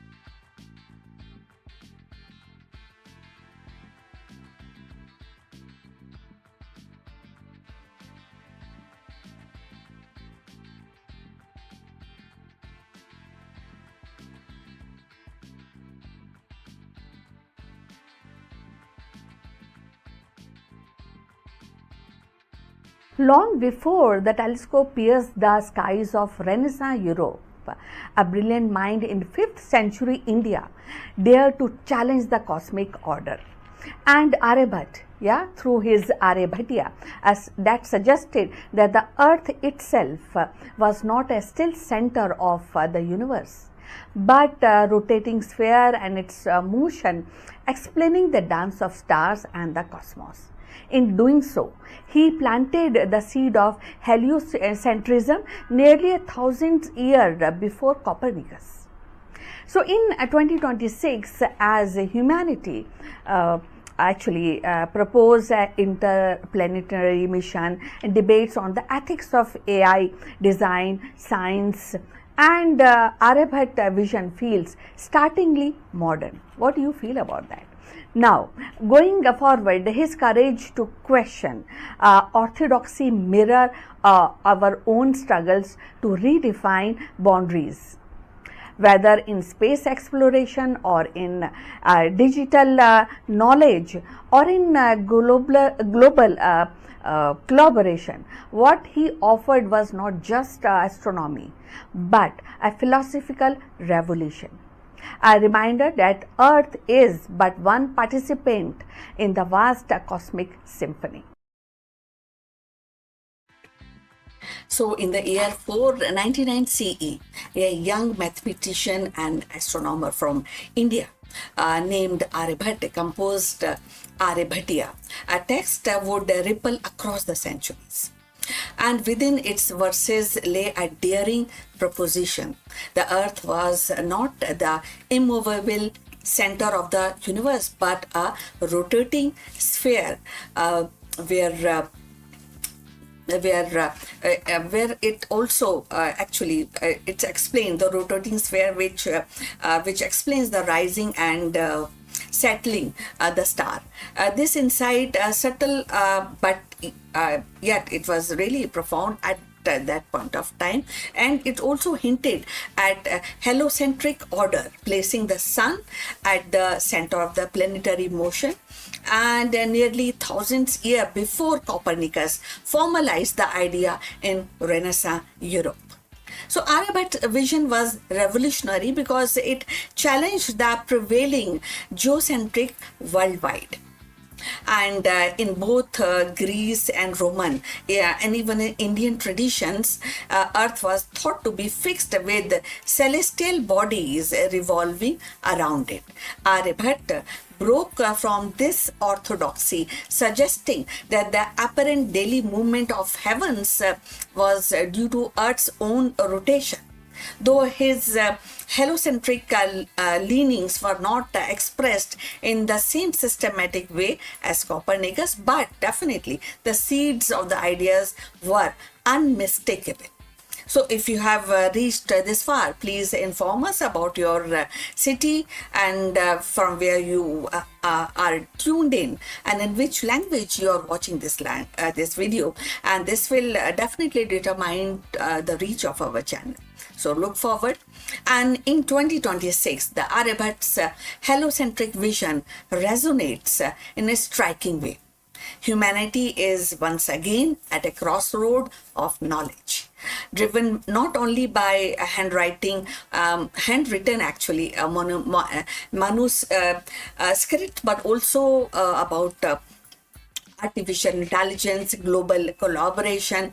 And just as Aryabhat challenged the obvious questions, Earth's immobility, today scientists and technologists challenges assumptions about the creativity, about ethics, and the boundaries of machine intelligence. His legacy also speaks to the decolonization of science. For centuries, the narrative of heliocentrism was framed as a European breakthrough. Yet, Aryabhat reminds us that scientific progress has always been global, with the contributors flowing across the cultures and continents.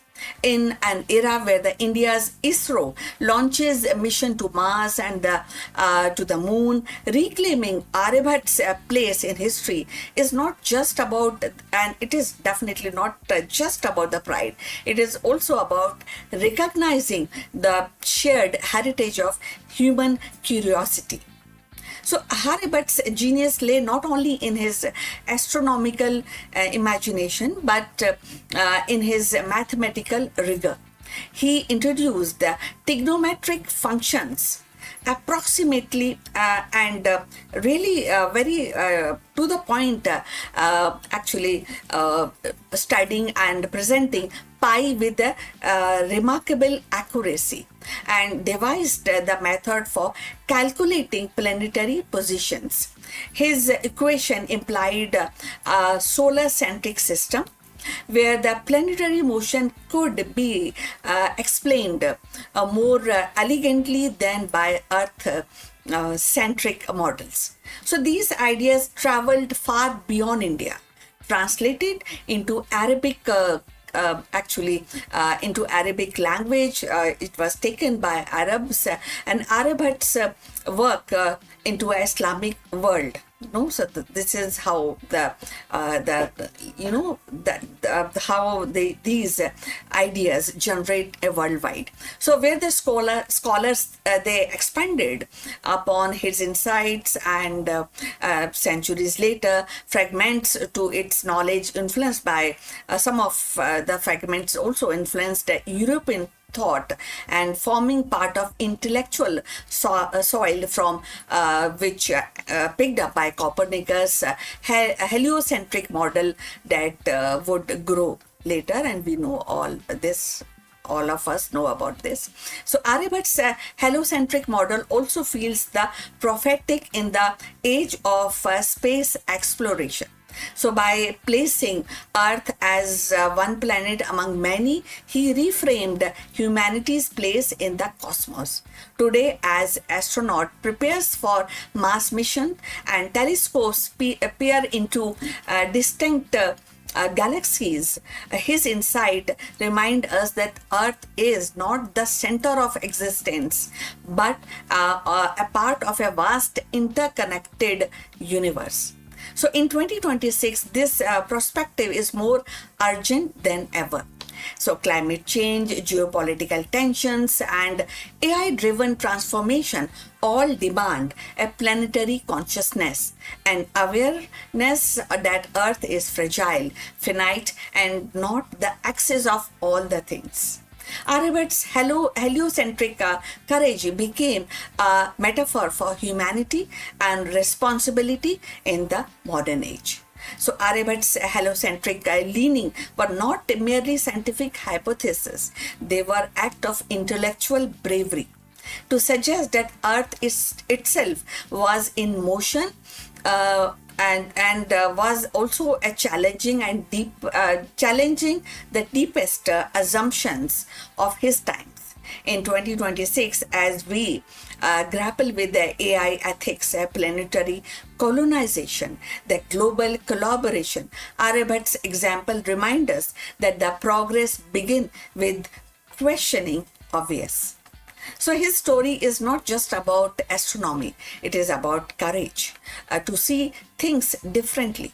And in that sense, Aryabhat's heliocentric revolution continues to orbit our imagination, urging us to look beyond the familiar and embrace the infinite.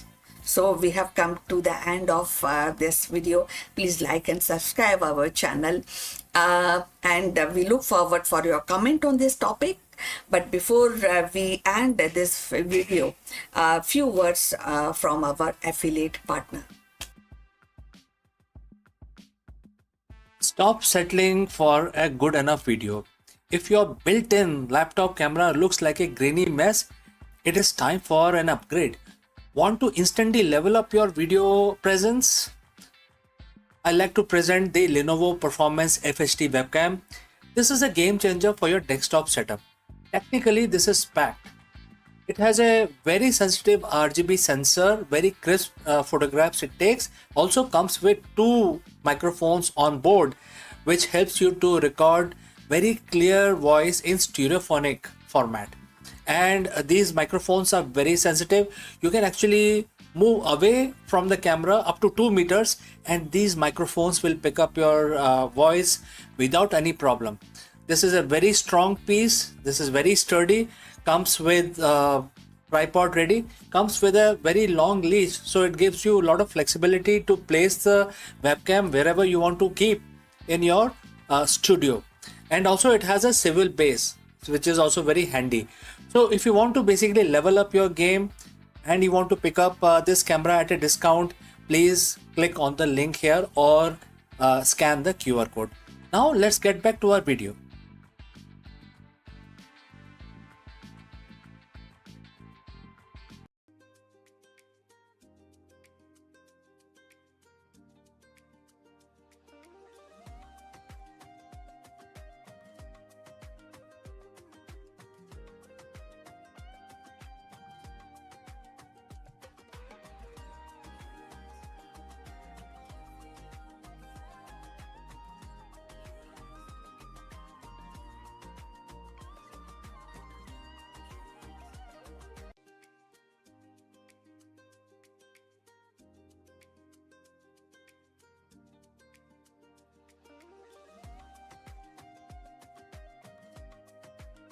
The idea of robots living alongside us has been belonged to the realm of science fiction.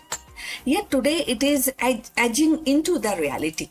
With the debut of AI-powered robot designed specially for home use, the boundary between futuristic imagination and everyday life is dissolving. These machines are no longer confined to factory floors or research labs. They are stepping into kitchen, living room, bedroom, promising to transform the domestic routine. The debut of AI robots for domestic use is not just a technological milestone, it is a cultural one also. It sparks curiosity, inspires hope, ignites debate. So, are we welcoming helpful assistants into our lives or surveillance device disguised as a companion?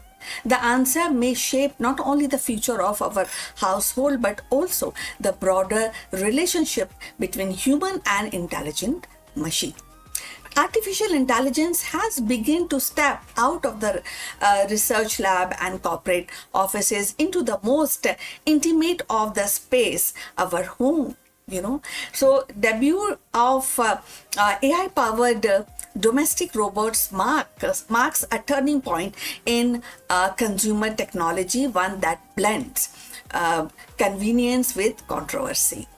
So these machines are designed to handle everyday tasks, tidying rooms, monitoring energy use, assisting with cooking, or even offering companionship. And this appeal lies in the promise of freeing up time, reducing household stress, and creating a seamless, smart living environment. For many consumers, the idea of robot that can anticipate the need and act autonomously and feel natural is the next step after smart speakers and connected appliances. Yet that excitement is tempered by uneasy, and that is privacy debate over flared almost immediately.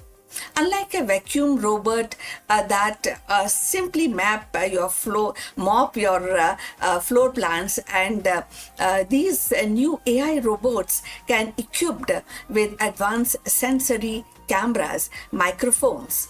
So they don't just clean, they observe, interpret, and learn.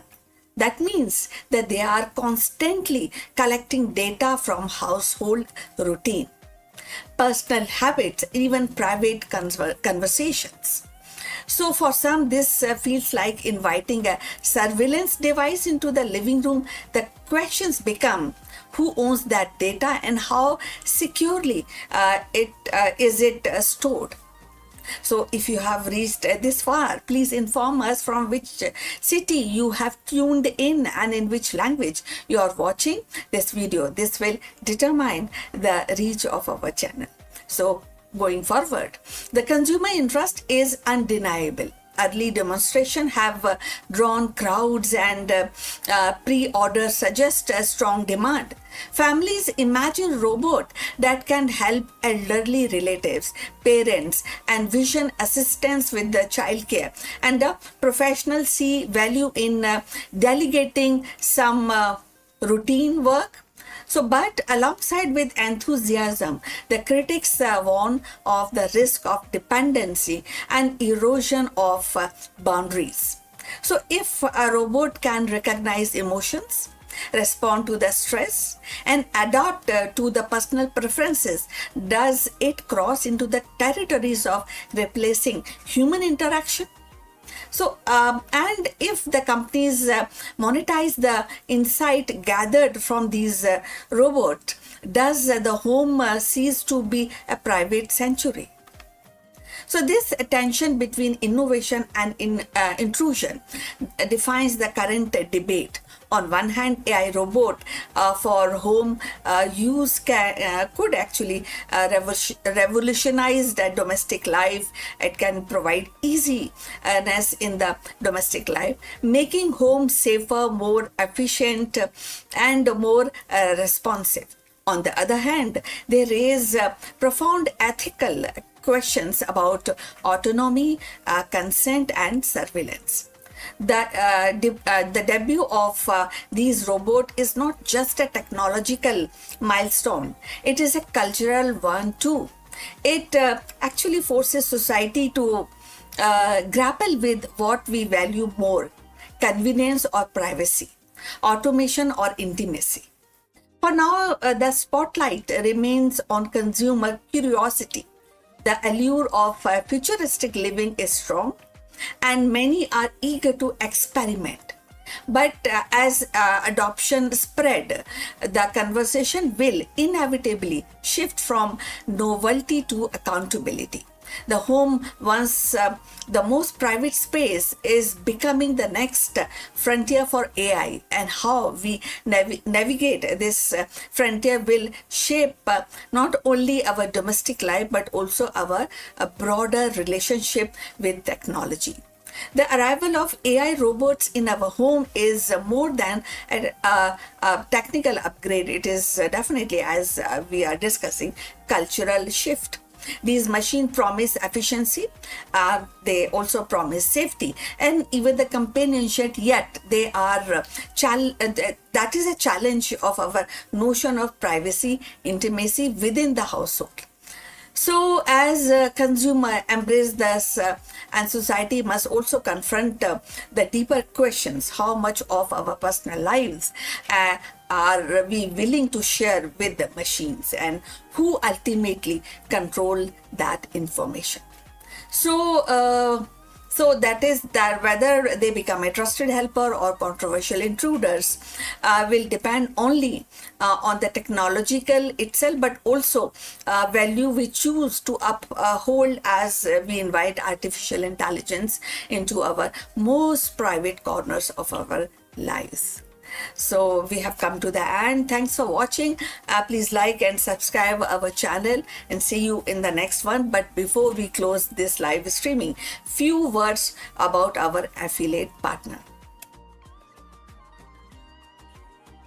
Stop settling for a good enough video.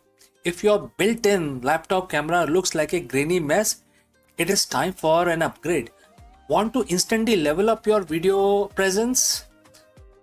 I like to present the Lenovo Performance FHD webcam. This is a game changer for your desktop setup. Technically, this is packed. It has a very sensitive RGB sensor, very crisp photographs it takes. Also comes with 2 microphones on board, which helps you to record very clear voice in stereophonic format. And these microphones are very sensitive.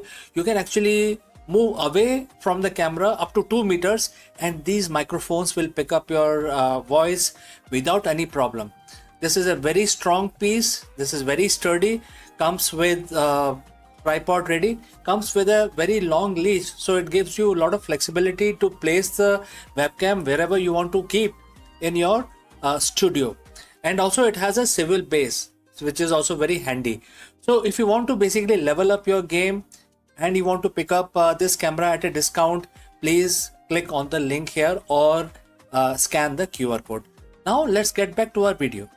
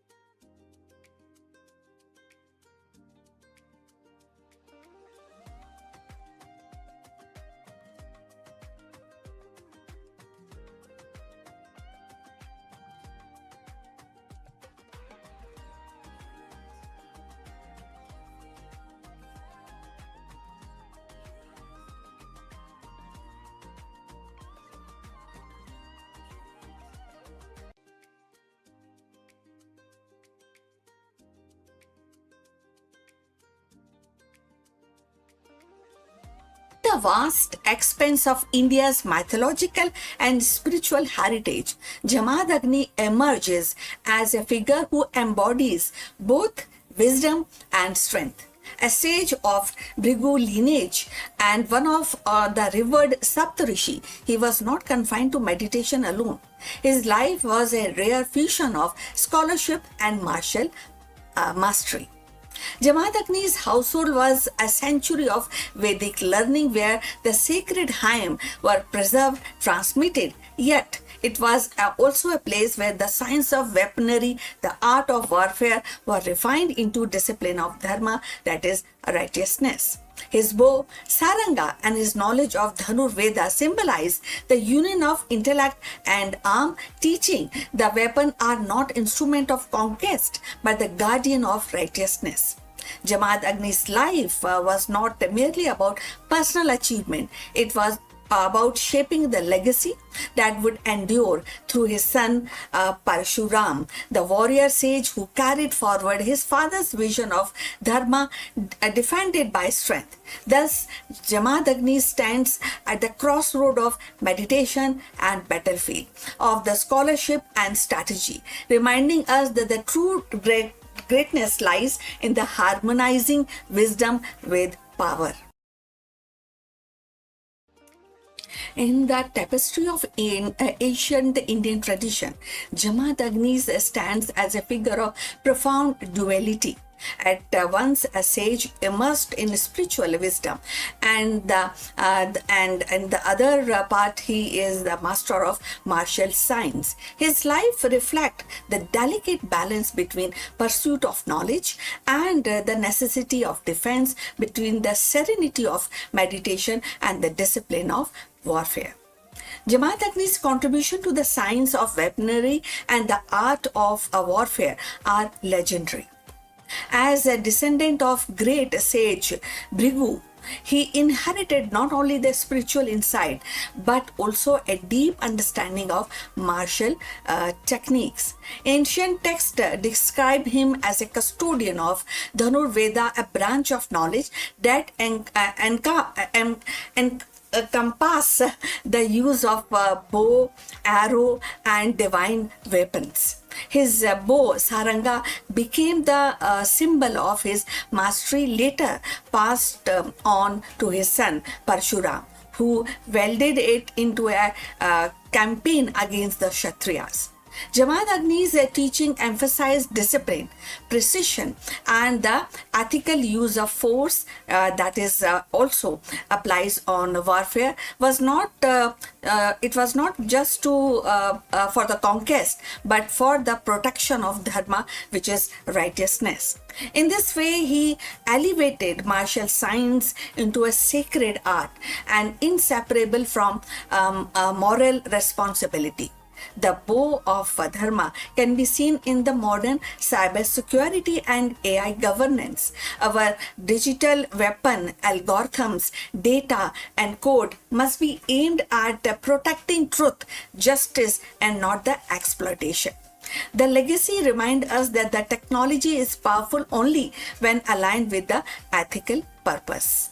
So if you have reached this far, please inform us from which city you have tuned in and in which language you are watching this video. This will determine the reach of our channel. So going forward, yet the Jamadagni was not merely a warrior sage. His spiritual and scholarly contribution are equally profound. As one of the world's revered Saptarishi, he played a vital role in preserving and transmitting the Vedic knowledge. His devotion to meditation, or spirituality made him a beacon of righteousness. His household became the center of learning. Legend recounts his ability to command nature itself, receiving boons from Surya, the sun god, and harnessing the divine cow, Kamadhenu, which symbolize abundance and substance. These stories reflect his stature as a sage who could bridge the material and the spiritual, guided by, and definitely that will help in guiding humanity towards balance. This was very important in the context of making the balance. If we think deeper and find out in 2026, that is actually more relevant. This continuity reflects how knowledge passes from one generation to the next, and today's AI pioneering inherit both innovation and responsibility. The art of war in 2026 is not just about weapon, but about navigating global conflict in cyber space, in trade wars, and AI ethics. Jamadagni's story reminds us that every new generation must weld its tool with wisdom. The tragedy of Jamadagni's death, slain by the men of King Kartivirya Arjun for refusing to surrender Kamdhenu, underscores the eternal tension between the spiritual authority and the worldly power. His martyrdom ignited Parshuram's vow to rid the earth of oppressive rulers, ensuring that Jamadagni's legacy lived on not only in a scholarship but also in action. Through his son, his teaching on weaponry, dharma were carried forward, shaping one of the most dramatic cycles in Hindu mythology. So Jamadagni's life thus embodies a rare synthesis, the science of warfare tempered by spiritual wisdom. He demonstrated that true mastery of arms must be guided by restraint, ethics, and devotion to higher principle. His scholarly contribution ensured the continuity of Vedic tradition, while his martial legacy empowered future generation to defend righteousness. And him, the sage and the warrior, were not opposite, but actually it is kind of a two face of one life dedicated to preservation of dharma, that is righteousness. Now, if we see in the context of 2026, this mirrors actually how nations and corporation debate the ethical use of AI autonomous weapon. Just as Jamaat Agnis insisted on restraining, today's leaders grappled with ensuring AI-driven defense system remain accountable to human values. So Jamaat Agni's life is a reminder that the pursuit of wisdom and the mastery of strength are not opposite paths, but a complementary one. As sage, he safeguarded the Vedic tradition, nurtured the scholarship and the spiritual discipline. As a master of weaponry, he elevated warfare into a sacred science, teaching that arms must serve the righteousness rather than ambition. His martyrdom at the hand of worldly power underscores the kind of softness of spiritual authority. Yet, through Parshuram, his legacy endured and ensured that righteousness would always find a defender. So in Jamaat Agnis, we see the rare union of scholar, warrior, and meditation, and of course the meditation and the battlefield.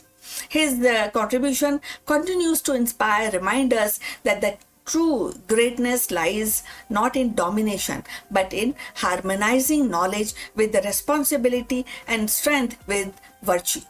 So Jamaat Agni's contribution lies in his rare synthesis, and also it also reminds us, his story continues to inspire us, remind us that wisdom, strength must walk hand in hand. So please send your comments and subscribe our channel for more insight into Indian mythology and spirituality. See you in the next one. But before we close this live stream, a few words about our affiliate partner. Stop settling for a good enough video. If your built-in laptop camera looks like a grainy mess, it is time for an upgrade. Want to instantly level up your video presence? I like to present the Lenovo Performance FHD webcam.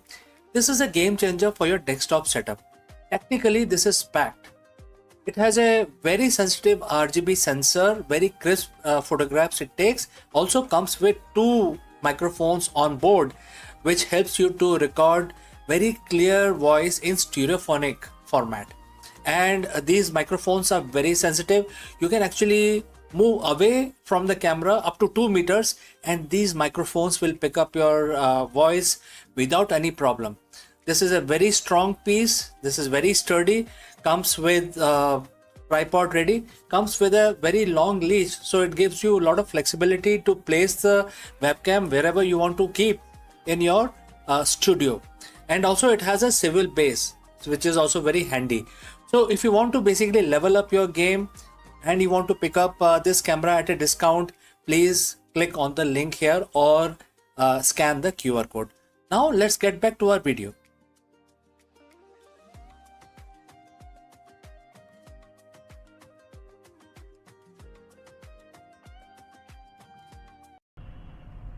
Friends, a very big question that we want to address today is, are we alone or are we just being watched? For decades, we have scanned the stars for signals, but new speculation from SETI and leading astrophysicists suggest a chilling possibility. It is already too late to hide. While we search for them, humanity has spent the last century broadcasting our presence to the cosmos. In this video, we dive deep into the great silence and why the latest breakthrough in technosignatures and planetary direction suggests that any advanced civilizations within 100 light years likely to already know Earth is a home to an industrial civilization. Let us explore this further. For decades, the Indian nuclear sector was forbidden fortress. It was state-run, shielded from private players, and largely close to the global capital. But in 2025, everything changed. The Atomic Energy Commission (AEC) just cleared a policy that effectively ends the nuclear isolation era by allowing up to 49% foreign direct investment, also known as FDI, in small modular reactor (SMRs). India has fired, starting a pistol for a multi-billion-dollar race. Why now? Well, the world is hungry for carbon-free base load power, and India has world most ambitious energy roadmap. We aren't just talking about a few power plants. We're talking about a $200 billion shift. Today, we are breaking down the global investor from the US, France, and Russia are suddenly lining up at the India's door. So, friends, if you have reached this far, please inform us from which city you have tuned in and in which language you are watching this video. This will help us determine the reach of our channel. Alright, let's proceed further. Let's talk technology. Traditional nuclear plants are like massive cruise ships. They take 15 years to build and cost 10 billion or more. If one thing goes wrong, the whole project stalls. Small modular reactors, or the SMRs, are the speedboats and speedboats of the nuclear world. These are the reactors that produce between 77 megawatts and 300 megawatts of power. They are built in factories on the assembly lines and shipped to the site. India has introduced its own version, the Bharat Small Reactor, which is acronym for BSR. Why investors love them? They offer lower entry price. Instead of risking $10 billion, a private company can partner with the Nuclear Power Corporation of India to build a modular unit for a fraction of the cost. So it has speed of delivery. Definitely, you can actually go from groundbreaking to grid connected in about 5 years. For an investor, faster construction means a faster return on investment. The real magic happened in the boardroom. The Indian government passed the Shanti Act of 2025. This wasn't just another law, it was a legal bridge. Before this, foreign companies were terrified of Indian civil liability laws. If there was an accident, the supplier could be sued into bankruptcy. The new policy provider, in fact, clears a framework for risk sharing between Indian state and the foreign investor.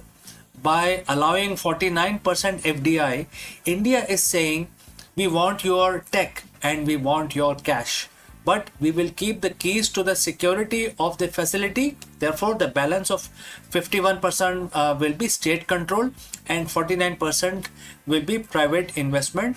And that is why this is a sweet spot. And that has a global giant like Holtec International, GE, Hitachi dusting off their blueprints for Indian soil. The investment isn't just about technology, it's about demand. Indian economy is booming, and definitely it's also growing by leaps and bounds. And the rest of the world can only dream of at that kind of speed India is moving forward. We are building gigafactories for EVs, massive data centers for AI, and huge green hydrogen hubs. All these things have one thing in common. India needs 24/7 power. Solar and wind are great, but they don't work when the sun goes down and the wind stops, right? So SMRs are being pitched as the captive power sources. Imagine massive steel plants in Odisha or a tech park in Bengaluru having its own dedicated SMR right next door. Investors see this industrial demand as the guaranteed revenue stream. It is not just selling power to the grid, it is powering the future of the global manufacturing.